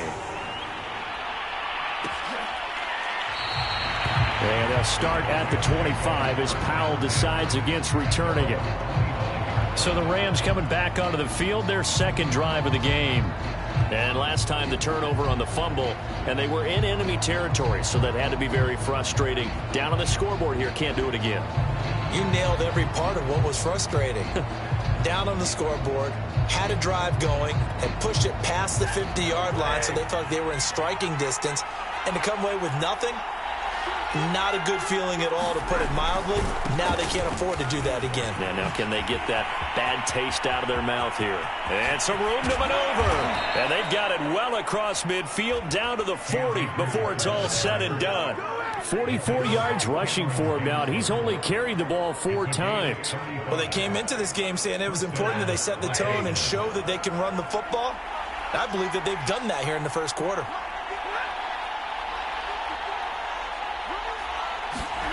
Stafford on 1st down. He's got the hook up to Odell Beckham. And he's got this down almost to the 20 before he's dropped. And this has been a nice answer to the touchdown drive against them a few minutes ago because they've come out and reestablished the tempo. A nice throw there, and they're putting together a very strong drive as a response.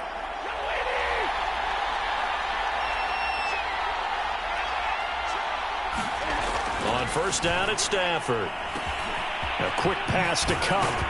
Touchdown, Rams! Cooper Kupp, his third touchdown now on the year. And the Rams are an extra point away from tying up this football game. Brandon, what we just saw there were two guys who are in sync. The person delivering the ball, but especially the person running the route. Tremendous job. It results in a terrific play.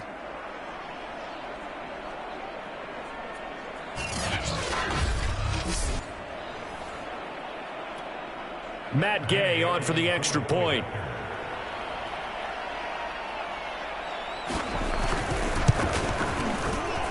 It's up and good. So these teams match touchdowns here in the first quarter, and we're tied 7-7. So a 75-yard scoring drive on just 3 plays. And the result for the Rams, a touchdown. So all even at 7 now as they kick it away. Fielded just outside the goal line. And they'll start this drive just across the 30. Pretty nice work on the return.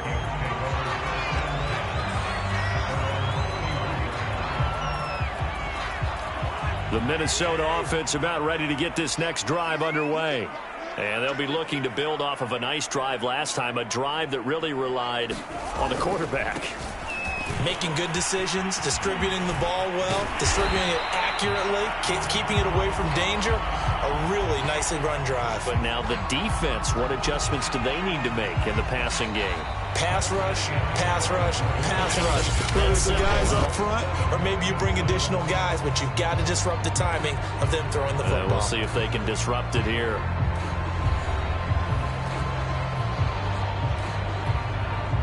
A good gain on first has him set up with second and just a couple of inches now from the 29.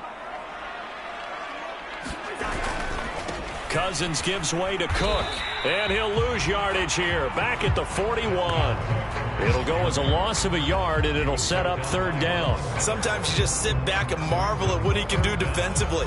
Speed, strength, quickness, he's the whole package, and that package just wrapped up the runner for a loss.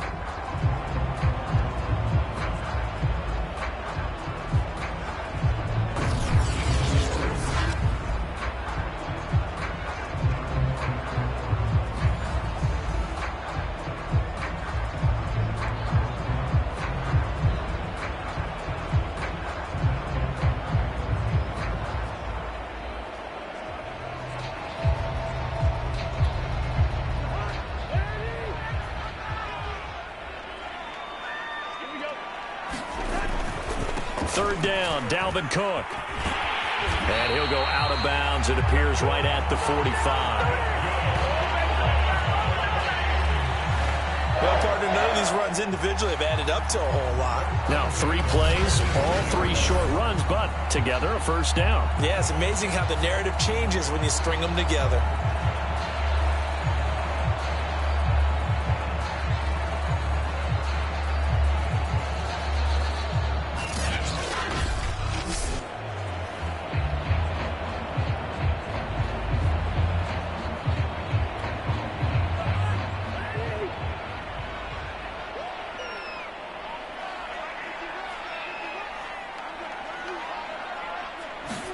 Play action now. Cousins.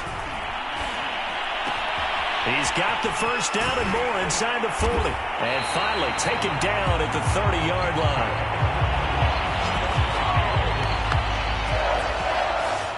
The goal for any offense versus his own defense, find the holes where guys are available and put the ball on the receiver before any defender can step up and fill it. They did it well there. Perfectly executed crossing route.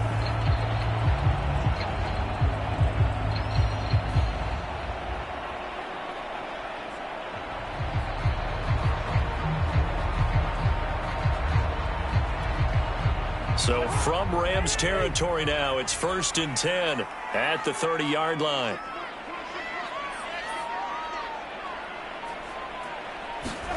From the shotgun, it's Cousins. That one complete to D.D. Westbrook. 7 yards, the pickup there. And, Charles, with that completion, I'm told that puts him over 3,000 yards passing now on the campaign. And, Brandon, nowadays your leader's usually closer to 5,000 yards on the year, but still, 3,000 yards, a good season. Throwing again on second down. Cousins. That's complete to the receiver, Thielen. That throw good for only a couple. It brings up third down.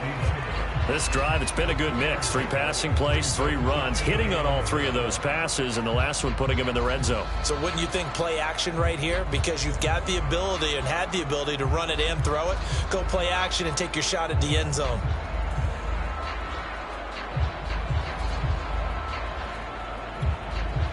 And this defense going to bring out a couple extra DBs here on 3rd and a yard.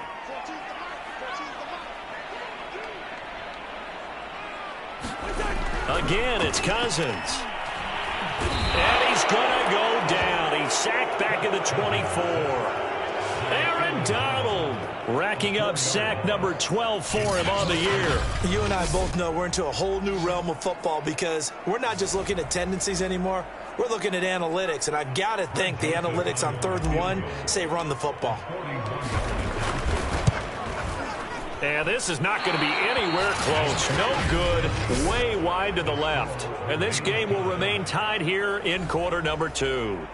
Always disappointing when you miss a field goal, but when you're playing against a defense this good, you and I both know that's a crucial miss because you can't afford to leave any points out there. You've got to take them when you can. Set to begin their next drive, the Rams offense at the line. And for them, a touchdown their last go-around. Obviously, they'll be hoping to do that again. And when you start plotting for this drive, when you start thinking to yourself, okay, what are we going to do? You don't go away from what you did before because that worked, but you have to be prepared for wrinkles and counters because you know they'll make some adjustments. An incomplete pass on first down. That leads to a 2nd and 10. Back to throw. Stafford. It's caught. Beckham. And he slips up past the 45 before being tackled.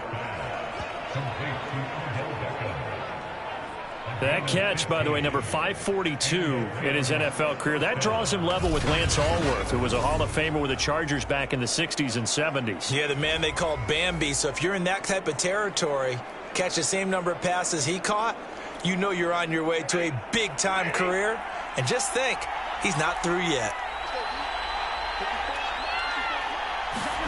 On 1st and 10, Stafford. Going right back to Beckham here, complete. And he'll take this from 147-yard line to the other. A gain of 6. We've hit the 2-minute mark of the first half. All knotted up at 7.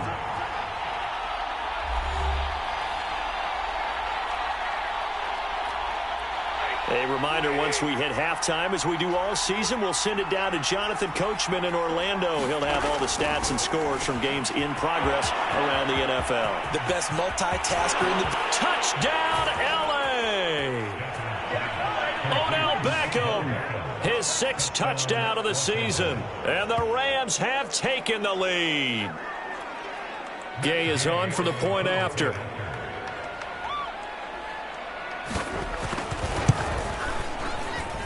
And he's got it. It's now a 14-7 ball game.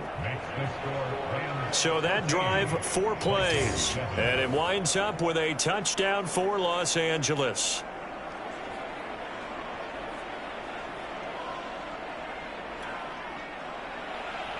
Set now to kick this one away, and off it goes. Kene Nwangwu now out of his end zone. And they'll start this drive just across the 30. Pretty nice work on the return. The Vikings offense now heading out to take over. That 7-0 lead in there is short-lived as they've now given up 2 straight touchdowns to fall behind by 7. Yeah, but no cause for discouragement here. Yeah, they've fallen behind, but haven't they proven that they can go down and score? So what was the formula that got them down there the first time? Get back to something close to that, and maybe they can get this game tied up. And look at this. They come right back with a big shot downfield. And he takes this one down almost all the way to the 30. A big play that time through the air.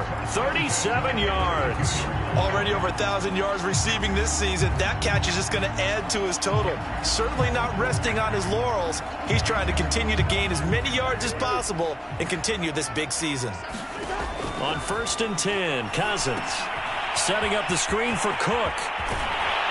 And they'll have it in the red zone before he crosses over out of bounds. They ran that one well, and not only did they pick up a nice chunk of yardage on the screen, they sent a message to the defense. Rush the passer all you want, but you better be careful. We can hit you going back the other direction. So here's a 1st and 10 now, down inside the 20. From the red zone now, Cousins. And it's caught in the end zone for the Viking touchdown by Justin Jefferson. Justin Jefferson with his 2nd touchdown here in this first half. And the Vikings are an extra point away from tying this thing up. Extra point right down the middle. And we are tied here in the 2nd quarter. The drive there only spanning 3 plays. And it all culminates in a touchdown for Minnesota.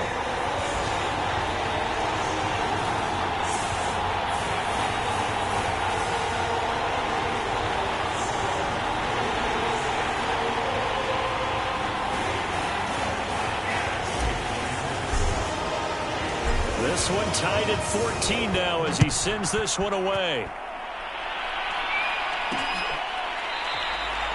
And they'll start at the 25 as Powell decides against returning it. Odell Beckham now marching back onto the field. Well, he's within shouting distance of a 1,000-yard season. Going to need a pretty good finish, though, if he wants to reach that mark. Well, I like how you phrased it, partner. He is within shouting distance. If he stays on this pace, he's got a shot at it. But he needs a big game in there, right, to make sure that he gets it. So you know that during the week, in practice, and look, he asks for the ball all the time anyway. He's really going to ask for the ball and let his quarterback know he's open. Now a 1st down throw, Stafford. And bringing it in right side here, Beckham. The Rams going to go ahead and use the first of their timeouts as they'll stop it with exactly a minute to go before halftime. So from the 39 now, they'll come up on a 1st and 10. To throw is Stafford. They'll get this into the hands of Van Jefferson. Now the Rams will signal for a timeout, their 2nd, as the clock will stop with 55 seconds to go until halftime. Looking to throw again on 2nd down. Stafford. Looking underneath, he's got Akers. And they're well past midfield, just a yard or 2. Shy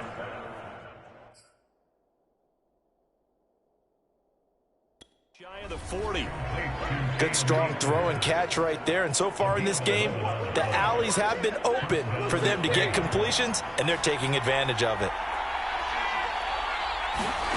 On 1st down, Stafford here. Gets this into the hands of the tight end, Higbee. And I think the ball's out. And the Vikings pick up the football.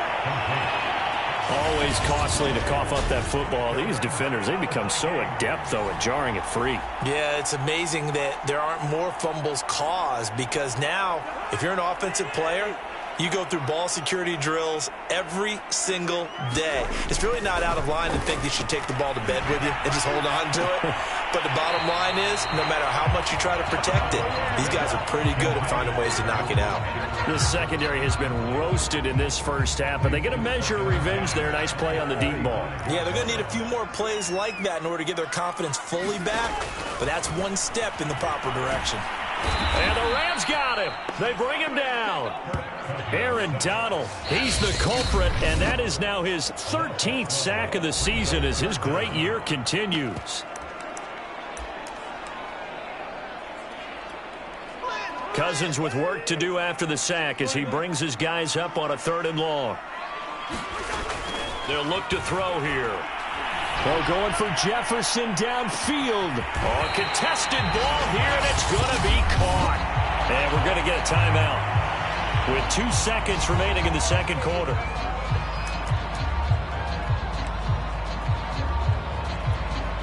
So with 2 ticks left here in the half, on is the field goal unit. From the left hash mark, this a 43-yard attempt. The kick by Joseph is good, and that will do it for this first half. So we've reached halftime here in Minnesota with the Vikings on top. As we'll head down to Orlando, that's where we find our man Jonathan Coachman at our EA Sports Halftime Report. Coach. Okay, Brandon, thank you very much. Some critical games going on as teams fight for those final playoff berths. Let's get you around the NFL here in a busy Week 16. We'll get started over at Mercedes-Benz Stadium in downtown Atlanta. And that one finds the Falcons out in front.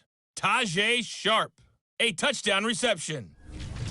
From there, we move to H-Town to check on the Texans at home at NRG Stadium. And it's the visiting LA Chargers who are out in front.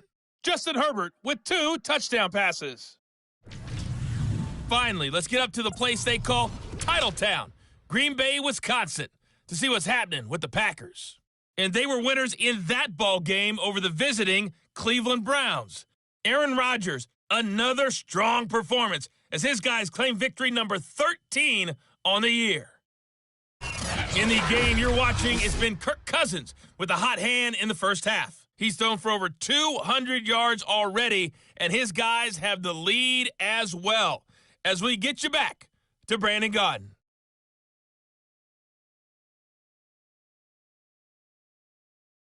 Okay, Coach, thanks as always. This one's still anyone's game as we welcome you back for quarter number 3. The Vikings have to like their position. They've got the lead. They get this football as well as we are back and underway for the second half. This taken in at the goal line. And out a little across the 25 to the 27.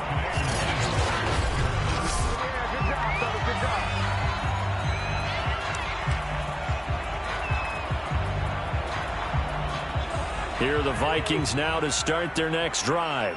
And they've got the lead. CD, what do you think the message was at halftime? I don't think the message... And the pressure too much that time as Cousins goes down. Von Miller, he's the culprit, and that is now his 13th sack of the season as his great year continues.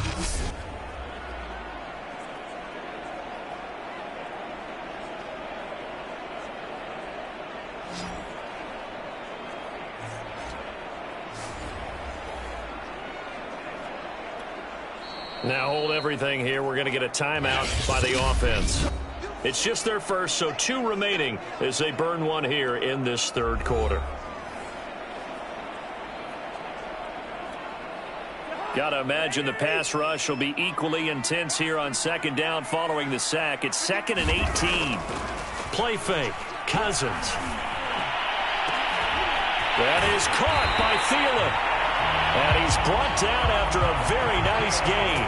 A big connection on that one. 32 yards. I guess that answers the question of whether or not they're going to try to play conservative and protect this lead in the third quarter. And I think this is something we're seeing more and more of in the NFL. Teams not playing to protect leads, teams playing to extend them. Off the play fake, Cousins eluding the pressure right. Middle of the field to Jefferson.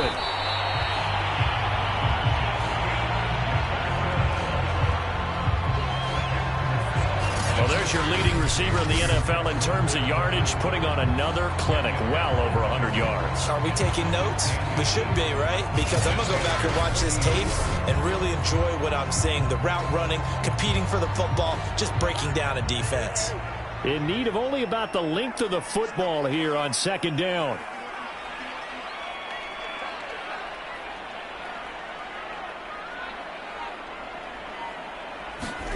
Now Cousins here on the bootleg. And he's got this to Jefferson. And he is out of bounds, but not before he's inside the 30. Sean McVay unhappy on the sidelines visibly. He's made the decision to reach for the red flag. did he keep those feet in bounds? That's the question they've got to decide. And I got to say, watching it in real time, it was awfully close. Yeah, it certainly looked like a heck of a catch because he didn't appear to bobble it, which could complicate things. But even with the benefit of replay, that's pretty tight. Well, here's the call.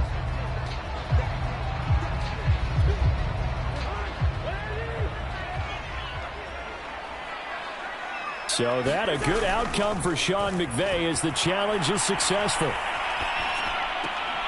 He gets this one into the hands of Dalvin Cook. Third and short, and they decided not to run for it, and he's able to escape the pressure, finds a clear throwing lane outside the pocket, gets the completion, and picks up the first down.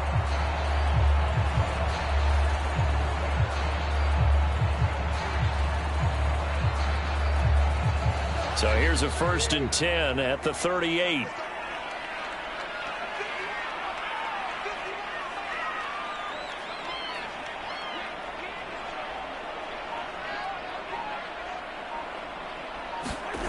Cousins out to his left. And that is incomplete.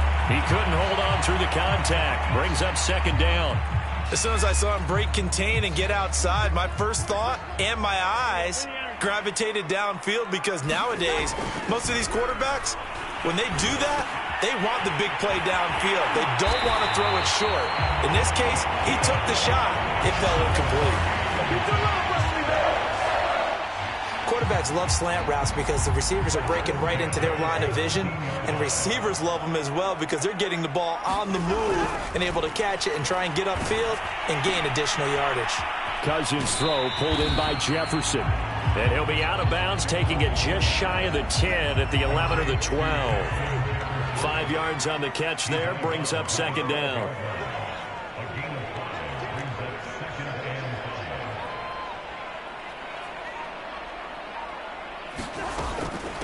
Give to Cook out of the gun. He'll get this down inside the 10 for a pickup of about 3.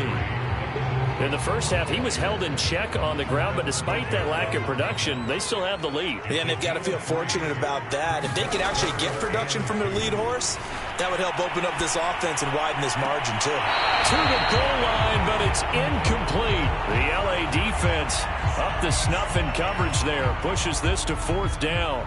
Now the Vikings will send out the special teams crew here for a field goal try. From the left hash, should be a fairly easy one here. Joseph's got it. And they stretch the lead to 6. It's 20-14 now.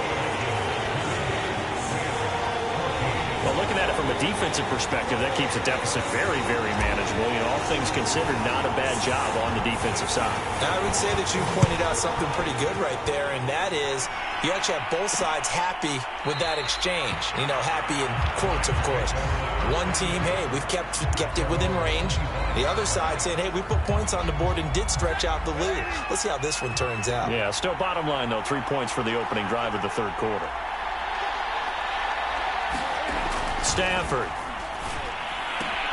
Caught left side, Hopkins. Coaches always harp on the quarterback reading the defense and getting it to the open man. That's good recognition there. And how about what he did after the catch? Yeah, hit your tight end, let him get some rack. Yeah, but when he gets moving, not many guys want to come over and put a hit on him, do they?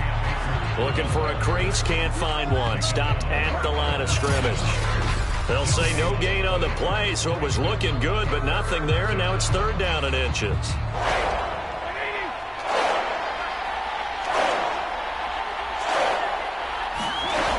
They'll go again here with Akers. And he will have a 1st down here at about the 40. 50 yards rushing for him now on just 6 carries to this point.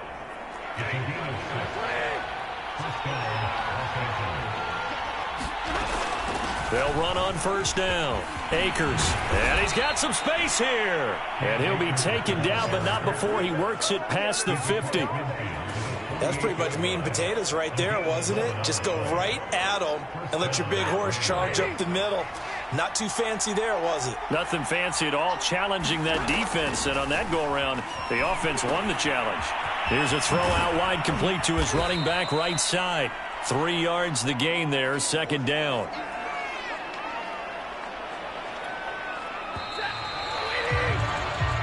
1 quarter remains here in Week 16. You are watching the NFL on EA Sports.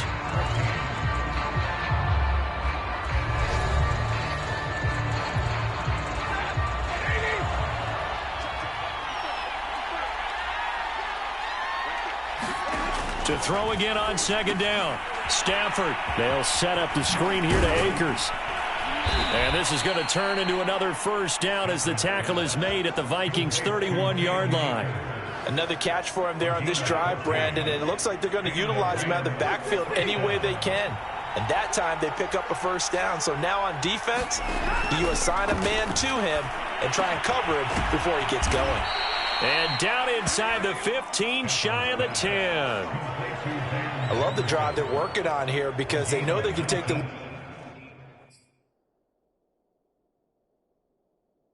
with a touchdown. And so far on this drive, so good. They moved the ball down the field with very little resistance defensively, but they better be prepared for some adjustments to come their way now. From down at the 12, it's 1st and 10. Stafford going to give this to Akers. And he's going to take this one in for a Rams touchdown. His 10th rushing touchdown now on the year, number 12 overall. And the Rams can grab the lead if they hit the extra point.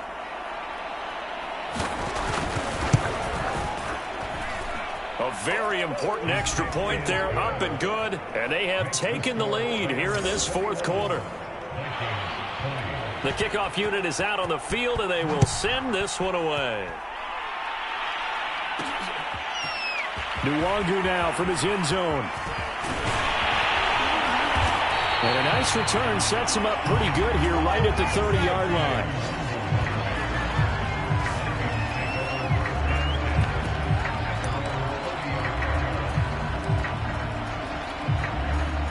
The Minnesota offense about ready to get this next drive underway.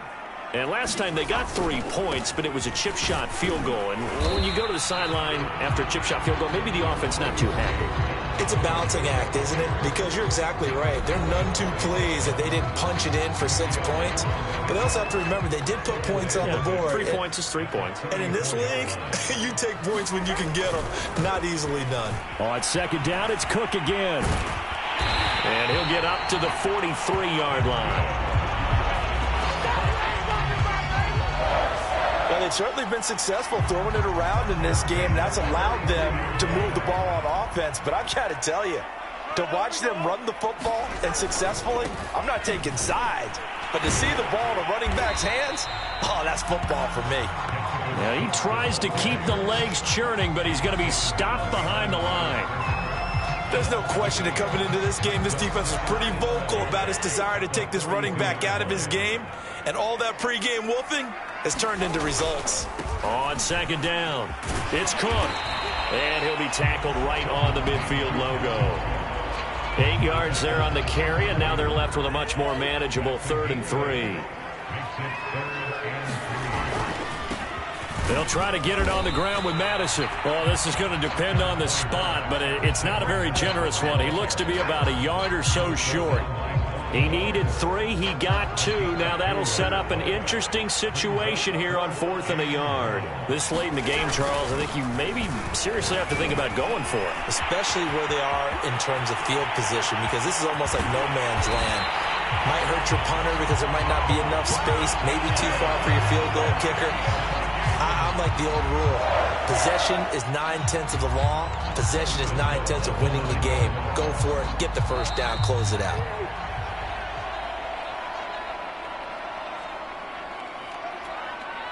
So the Vikings in possession of the football as we get you reset. They come up on a 1st and goal with this game still hanging in the balance. And he will maneuver his way down to about the 7. That gets him 3 yards closer here as it brings up 2nd and goal. But they picked up a little bit of yardage there, and now, in this situation, should be in no hurry to run a play really fast. Let the clock wind down. The line of scrimmage, the 7 now on 2nd and goal. Getting the ball is Cook running left. And the hole closes quickly here. He can fight only to about the 4. A minimal gain there on the 8th play of the drive. I have to laugh a little bit because He actually handed it off. I thought with the 2 touchdown passes he's thrown in this one already, he'd go ahead and fling and try and get a third one. Yeah, now from this spot on third down, I think he'd probably throw. And it's intercepted at the goal line. Picked up by Jalen Ramsey. And the Rams have just about sewn up this football game. Just when you thought this game might be turned on its ear, a late interception pretty much going to seal the deal. Yeah, boy, talk about having your backs to the wall. This defense, they look like they were in danger of surrendering this lead, but they knew they needed that one play, and they got it right there, partner. And they get him down, but not before he takes it across the 40-yard line. Now the Vikings will use the second of their timeouts, as the clock will stop with 1:06 left to go in the game. And not totally home free yet, but it's looking good as they come up 1st and 10. And they'll indeed take a knee.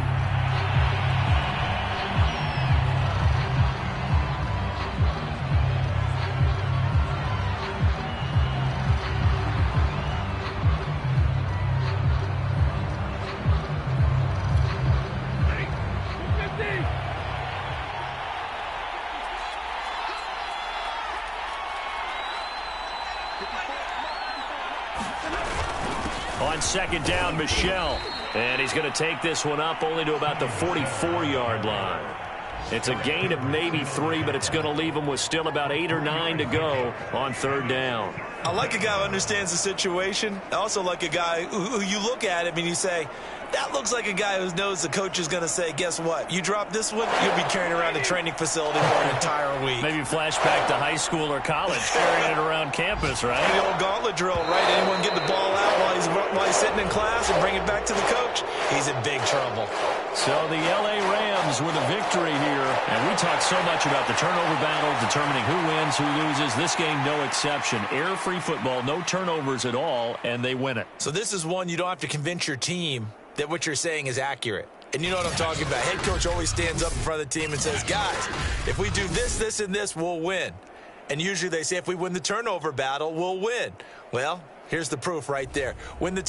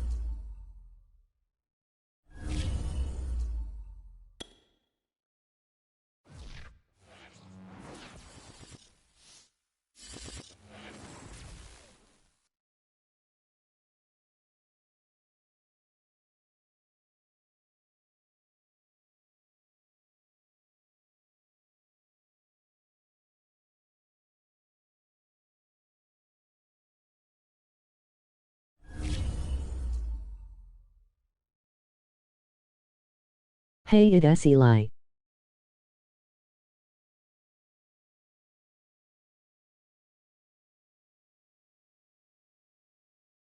Wanna play some Fortnite?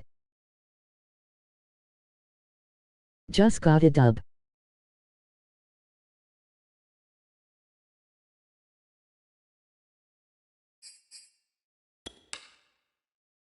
After this game.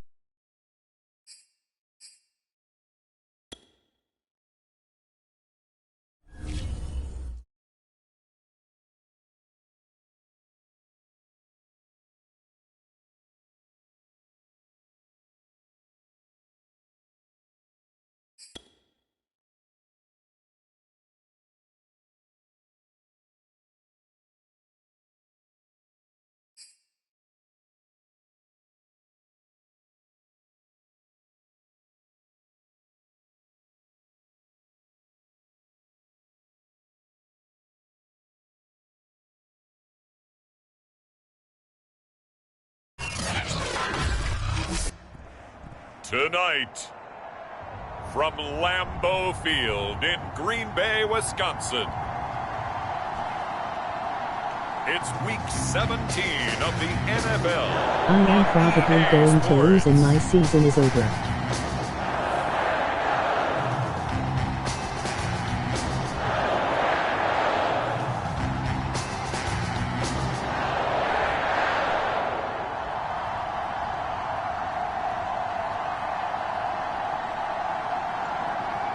Go Packers. We'll see Aaron Rodgers and the Green Bay Packers Yay, Aaron. taking on Kirk Cousins and the Minnesota Vikings. There's a look at one of the most iconic sports venues in the lower 48, built back in 1957 under the title of City Stadium. We are at Lambeau Field in Green Bay, Wisconsin. No team means more to a city than the Packers to Green Bay, and this was the scene a few moments ago as the green and gold made their way out of the historic tunnel. They're ready to go as they get set to match up with the Minnesota Vikings. The Vikings.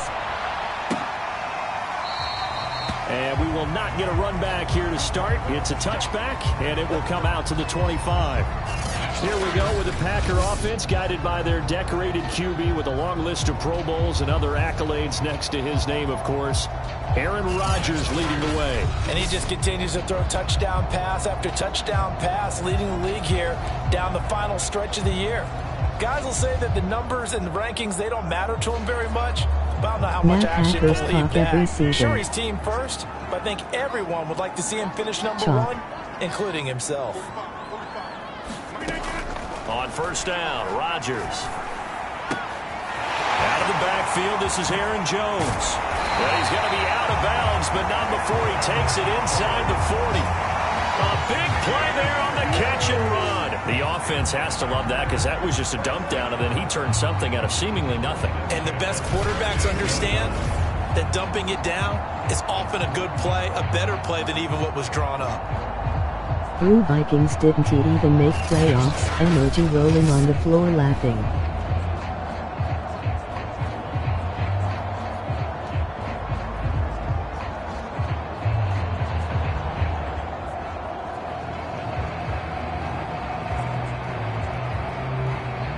So how about that for a chain mover? They're all the way down inside the 40 now for 1st and 10. Shotgun now for Rodgers. Caught right side. It's Lewis. So Packers lost their first down game. At the 34. Call it a gain of 4. So let's take a look here at the key inactives. And Charles, I guess you get this late in the year, you expect to see some guys populating on this list. You're exactly right. No one's happy about it, but it really shouldn't be a surprise. So the guys who are playing in their spots, in their stead, they have to step up now and make big plays for their team. And this is going to turn into another first down as the tackle is made at the Vikings' 20-yard line. But one of the ways that quarterbacks keep all the receivers alive in a play, never lock in on any one guy. Make sure you keep your eyes moving, scan the field. And here he finds the open guy for a nice pickup. Into the red zone. It's Rodgers. Seed in the out in the whole NFL doesn't he really mean much when you lose your first ever game played in the playoffs? Vikings are going to take possession of the football as they force the turnover on the opening drive. Minnesota's offense and QB Kirk Cousins set to go here. Okay, I thought there was something to build on in last week's game by his performance. I thought he played fairly well overall. The numbers won't knock your socks off. 2 touchdown passes and an interception. The bottom line, though, they lost. Yeah. How does he eliminate that one interception, continue to take care of the ball, and maybe increase the number of times he puts the ball in the end zone with a receiver? There are the numbers for Cook from a week ago. 11 carries, I 81 suppose I don't yards. care about After the football last game, really. they have plenty of reason to be confident in their running game. And even though they're facing a top 10 defense, they're not going to shy away from doing what they do best. Make them adjust to them. Make them stop what they do before they go to any type of a changeup.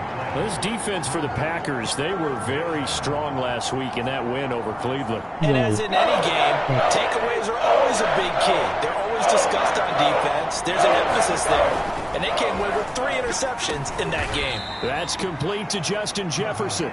And he will have a Vikings first down as they're able to convert by plenty there on 3rd and 1. Ball up to the 35 now as they come up on 1st and 10. Handoff comes to Cook. And he'll just get back to the line of scrimmage, if that. And with a flag on the field. And that one looks to be in the area where someone was held. So he was holding from that left tackle position. Everyone tries to keep their hands inside when they're blocking ever since they liberalized the rules where you can extend them out. But sometimes they get out a little wide and they get detected grabbing some cloth. Cousins able to find Jefferson here, complete. And they're able to work this to the 25 before it's all said and done.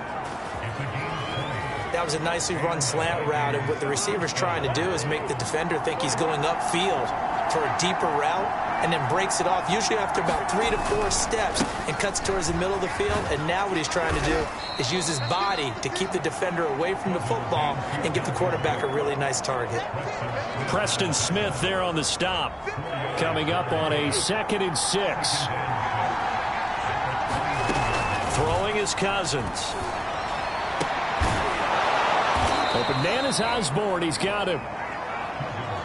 Really been an ideal start for them. They get the turnover on the opening possession. Now here they are moving the ball straight down the field on their first drive. And that feels good, but you know on their side of the field all they're thinking is finish this drive off because they took it away, right? So now you got them back on their heels a little bit.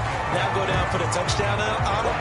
Look out. You've won the mental battle early in the game, and that may carry over for you. 2nd down, they go right back to Cook. And stopped a few yards shy of the goal line at the 3. Well, one unit I know you want to watch is that offensive line. If they keep clearing holes like that, it could be a long night defensively. No doubt about it, because when they are in sync, as we're seeing so far, when that continuity is there, and you can see that they're playing off of each other while controlling the defensive front linebackers, you're exactly right. It could be a very long night for the defense because someone's going to run for some big yardage. Give him 3 on the gain there. 2nd and goal.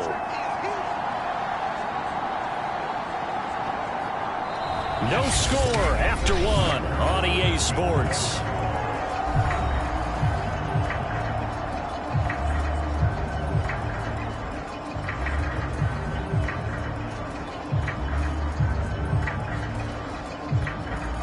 On 2nd and goal, Cook waiting in the backfield all alone. He'll get it up the middle. And he is going to be stopped cold behind the line of scrimmage. That'll be a loss of a yard, and it leads to a 3rd down. And now 3rd and goal coming up, the loss on 2nd down. That just means this crowd's going to get even louder, and they'll get a little bit of extra help from the defenders as they exhort them to join them in the effort. Again, it's Cook. And he will take this one into the end zone for a Viking touchdown. Dalvin Cook, his 6th touchdown of the season. And they are able to strike first here on their opening drive. But just power football there, down near the goal line. Give it to him. He's able to push his way across. Yeah, they went heavy there. Sometimes you have those big offensive linemen come in, have to report like they're eligible, but all they're doing is getting a good stance, blocking, and getting their runner across the goal line. Greg Joseph on for the extra point.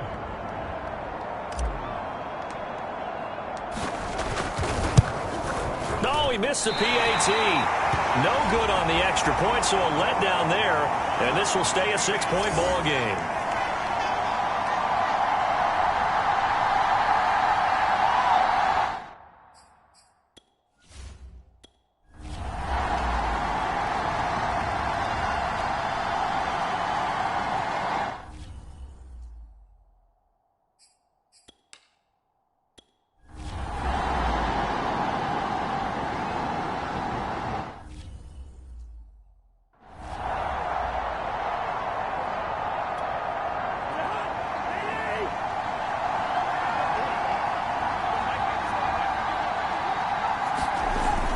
Here's Cook as they begin on the ground. And he'll take this up to about the 7 or 8 yard line. 5 yards on the carry. Good pickup on first down. After the pickup of 5, here's 2nd and 5. From the gun, it's a give to Cook. And oh, he sheds a tackle. Now he's got some space. And they work this well upfield across the 45. 68 yards for him on the ground so far tonight as he has been terrific in this first half. The big play has him all the way out near midfield for a 1st and 10. A 10th carry in the game for Cook. Room to run again. And they'll get this to the 30-yard line before crossing over out of bounds. One thing that's great about watching him run, Charles, he doesn't hesitate. He got to the left side of his O-line and just went. So there's 2 ways to look at that. One, just absolutely unconcerned, just takes off and goes. But more the latter, I think, which is he has absolute confidence in the guys in front of him, the guys doing the blocking for him. He just takes it and goes with abandon. Excellent job pushing through tacklers that time to pick up 6.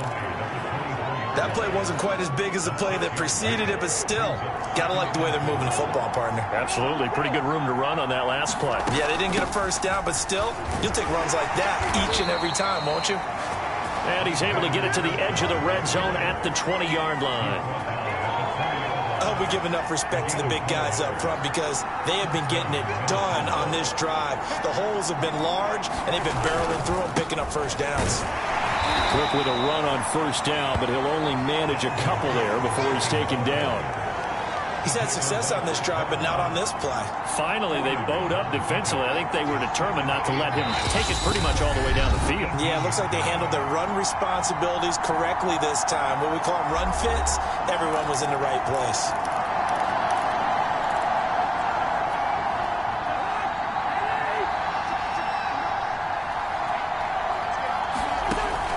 On 2nd down, it's Cook again. Another 2-yard gain there, but they'll need to do better this time. It's 3rd and 6. 2 yards on the first down carry, and then followed up by 2 yards on the second down carry. Well, that's definitely not going to be enough to get the job done. Wasn't the expression 3 yards in the cloud? And he can't find a receiver, and he's brought down. The Packers going to use one of their timeouts as they head to the sideline and talk over what to do next.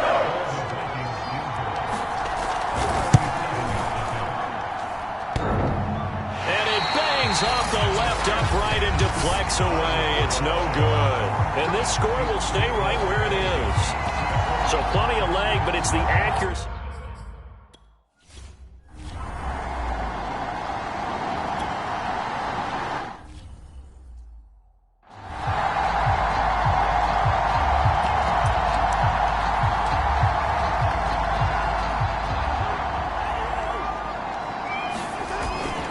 On 2nd down, Cook. And he tried to bounce it outside, but they'll stop him behind the line. The Vikings going to signal for the first of their timeouts as they'll stop it with just over 40 seconds to go in the first half. They were handed great starting field position on this drive, but now they face a 3rd and 4. And they're going to mark him down short, maybe by about a yard, if that. Now the Packers going to go ahead and use the second of their timeouts as they'll stop it with 40 seconds remaining in this first half. The kick by Joseph is good. And that will make our score 9-0.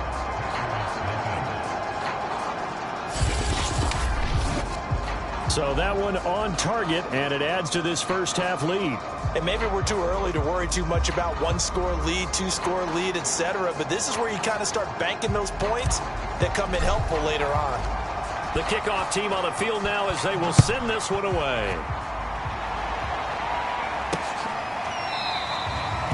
And he'll just take a seat, and the drive will begin at the 25-yard line. The Packers with the football here late in this first half. And with him down 2 scores, you wonder if they might try and put something together, even if it's just to get into field goal range.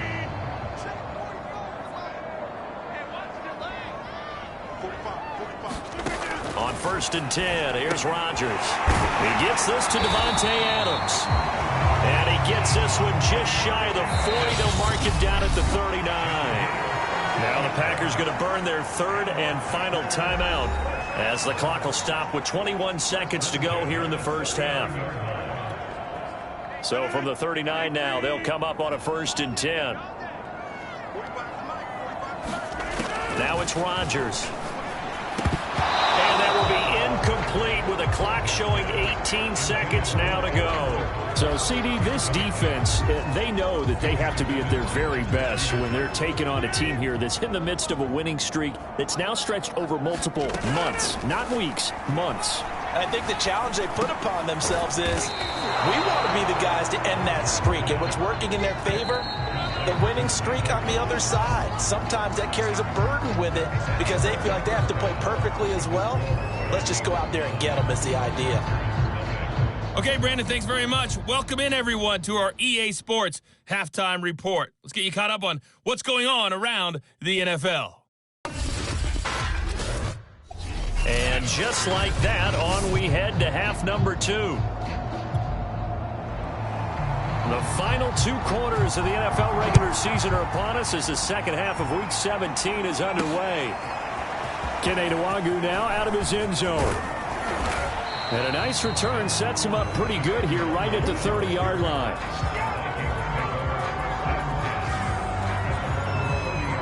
And the Vikings set to go on offense to begin the 3rd quarter.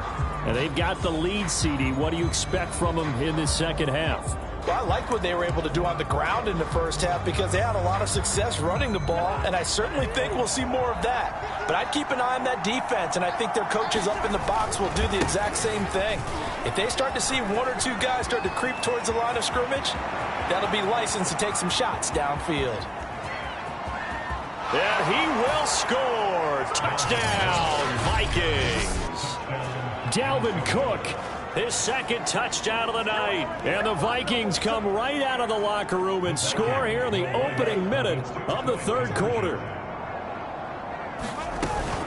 Cook, they'll try and run it. And he is into the end zone again. So get him some oxygen. He scores on the long run and then punches in the 2-point conversion for good measure. Out is the kickoff unit as they run up and send this one away. And it'll come out to the 25 as he will not attempt to return. So here are the Packers now. They get set for their first possession of half number 2. And their halftime hole now even deeper. And they need a big drive here just to answer the first touchdown of the second half scored against them. They were down at the half. Now, as you mentioned, they're down a little bit bigger, but no time for discouragement. Just got to get back to it, right? Put your shoulder against the boulder and start pushing and try and get back to where you were to start the half. Yeah, this will be a gain of 5 as he gets it to the 30. Well, these 2 division rivals, the schedule maker gave them a couple of second-half meetings this year. They met for the first time back in Week 11, and it was the Packers who won that game on the road, so they'll be trying to win the season series here at home in Lambeau. And he's brought down after a very nice game. Catch number 100 for his career right there, and it's good enough to keep the chains moving. Now a first down carry by Jones. And he'll work this forward for about 3 at second down. Well, they certainly have been able to get him going and establish the run, so I think it's time to abandon that plan and start chucking it all over the park. And you know who's excited about that? The defensive front. They got to just pin their ears back and get after him now. No gain on the play there, so they're left with a 3rd down and 6.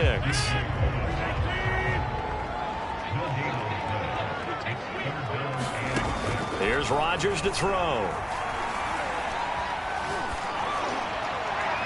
And that is incomplete. He's had trouble finding open receivers all game, CD, and that's because really there hasn't been many. This defense has been all over them. Yeah, they're one of the better defenses in the league, and every time I talk to someone around the NFL, they all say the exact same thing. They're so fundamentally sound, it's hard to execute against them. And on 4th down, on is the punt team sending this one away.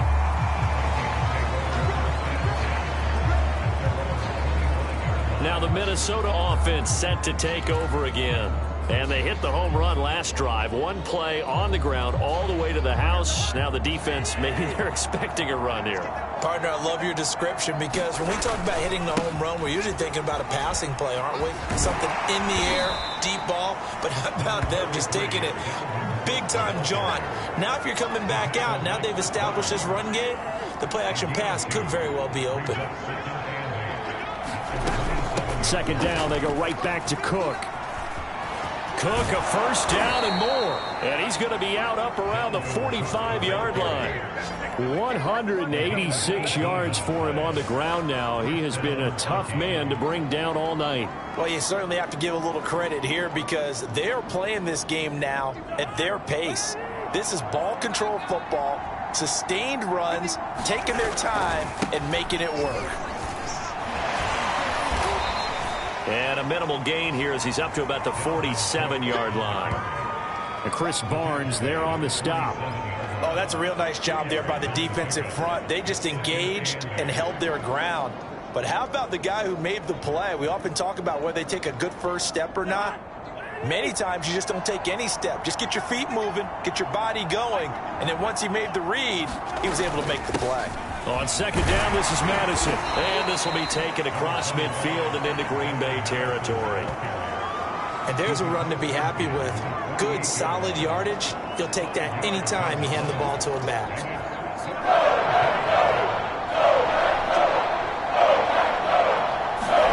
3rd and short yardage, Cousins. And that's going to wind up incomplete. Nearly their first pick of the game, but it does bring up 4th down. Still searching for that first interception in this game and down on the scoreboard. Remember, they won last week, and a big reason why they had 3 picks. And one characteristic I've always noticed about great defenses is that they want to be the ones that have a huge impact on the game and actually lead their teams to victory. So you just noted 3 interceptions last week, and they won. And a little extra pressure that they're feeling right now because they haven't gotten those interceptions in this game, and they're losing. Another drive coming up for this Packers offense. They punted last time they had it. What steps, Charles, you think they have to take to make sure they don't do that again? Well, let's just go to the football 101, the trade expression 101. Win first down. Make 5, 6, 7 yards on first down and make it a 2nd and 3, 2nd and manageable. Keep accumulating first downs that way. Keep moving the football. You don't want to get behind the sticks because then the defense has the advantage. It's a loss of 4 on the first down play.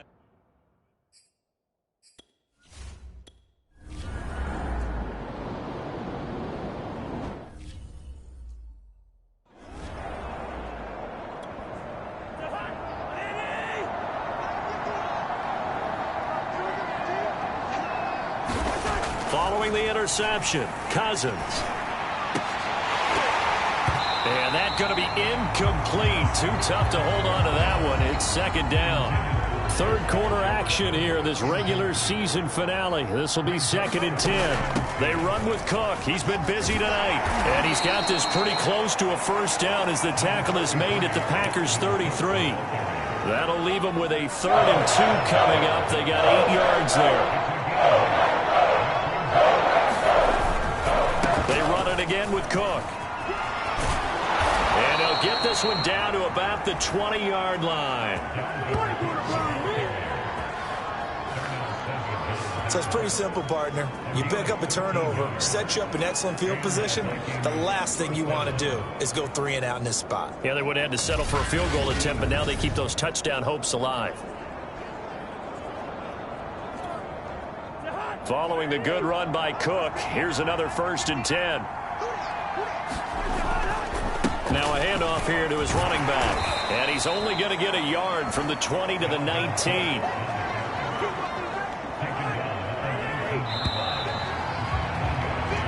One quarter remains here on a Sunday night. This is the National Football League on EA Sports.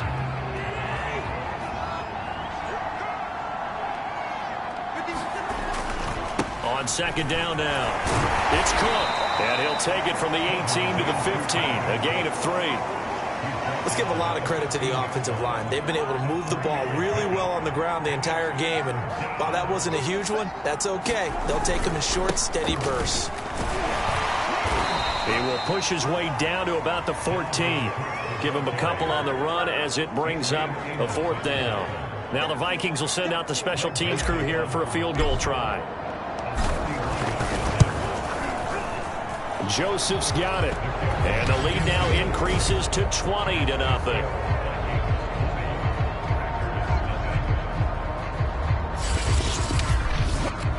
So it's 3 more points, and that widens this thing out even further here in the 4th. And you know in this league, you can never have enough points, but this widens it out, as you said, and now it's all about ball control, isn't it?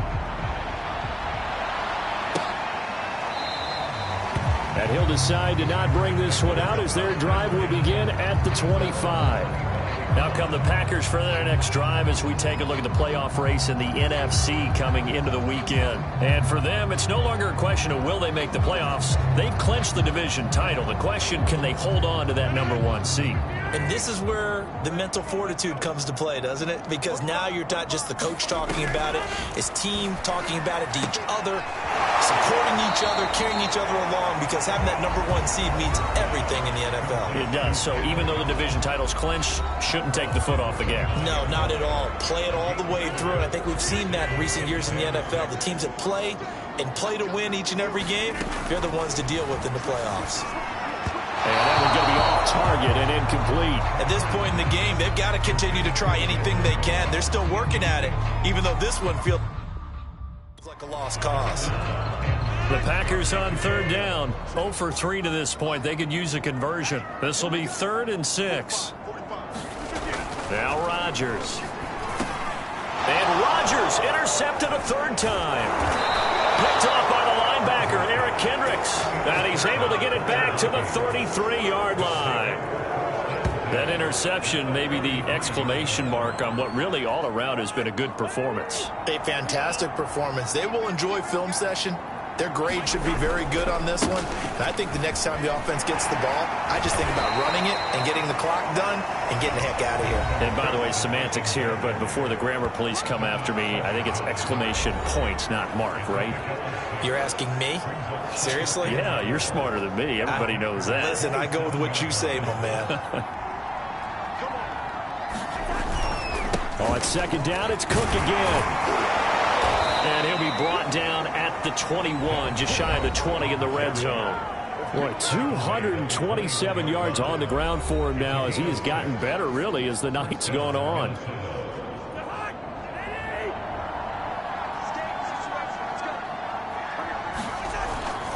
First down, here's the run with Cook. And just no chance of turning the corner. He can only get back to the line of scrimmage. 2nd and 10 coming up. I know that speed is the hallmark of today's NFL game, but the key to good rushing defense is still having your linebackers set the edge. So after the run for no gain, here's 2nd and 10. They'll try and run some clock here as they keep it on the ground. They do get a couple, but they'll be left staring at a 3rd and 8 coming up. Brandon, I've got to think this offensive line has got some smiles on its faces. And I know it sounds crazy, but they practiced for this back in training camp. They knew they'd be in situations where it'd be extra. And this is going to be intercepted. Picked off by Darnell Savage. And the Packers are going to take possession here. It's a touchback And they'll take over at the 20-yard line. Well, it's a cold night, and whether you're a quarterback that wears a glove on his throwing hand or not, that ball is a rock, Brandon. You've got to really drive it through the cold and the wind, or it can take off on you. And that may have been what happened there. A nice run there by Jones on first down as he'll wind up getting about 5, so second and...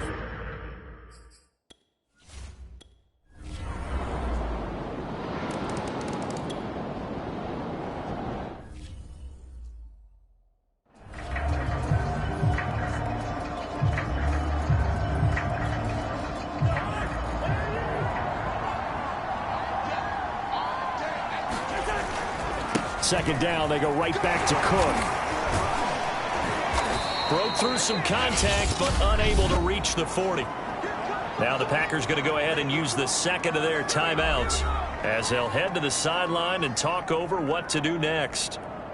And now on third down, they'll need to get it to the 36 to pick up the first. Here's Cousins.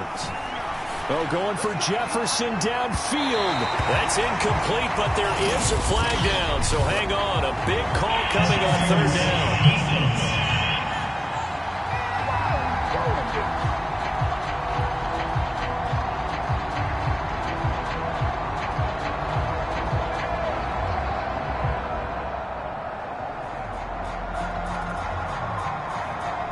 Some boos coming down right now from this home crowd after that call.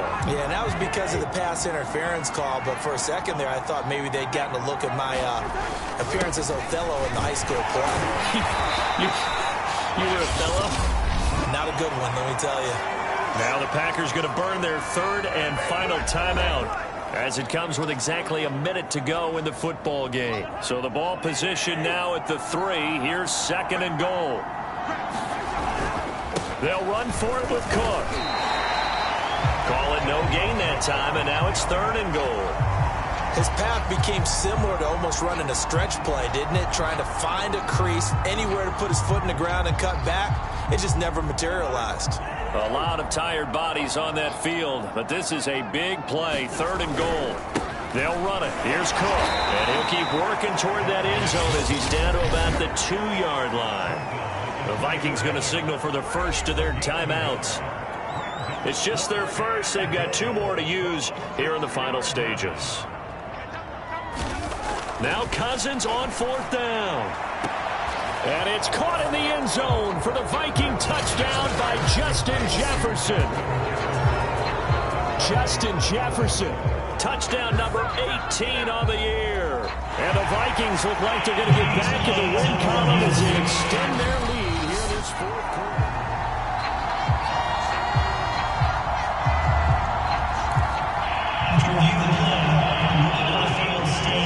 So they called it a touchdown originally, and this will stay a touchdown after the video review, so they had it right. Buying time to his left. And he takes a shot on the release as this will be incomplete. So unable to throw it in for 2 from the 2. Let me ask you, as a former DB, what changes there around the goal line on a 2-point conversion as far as how you're defending it? You just make sure you never back up and you never retreat. You establish yourself really on the line of scrimmage, put your heels on the goal line at worst, and if they're going to throw the ball, make them throw it over your head because they're going to run out of space because of the back of the end zone. Never let a guy catch one in front of you.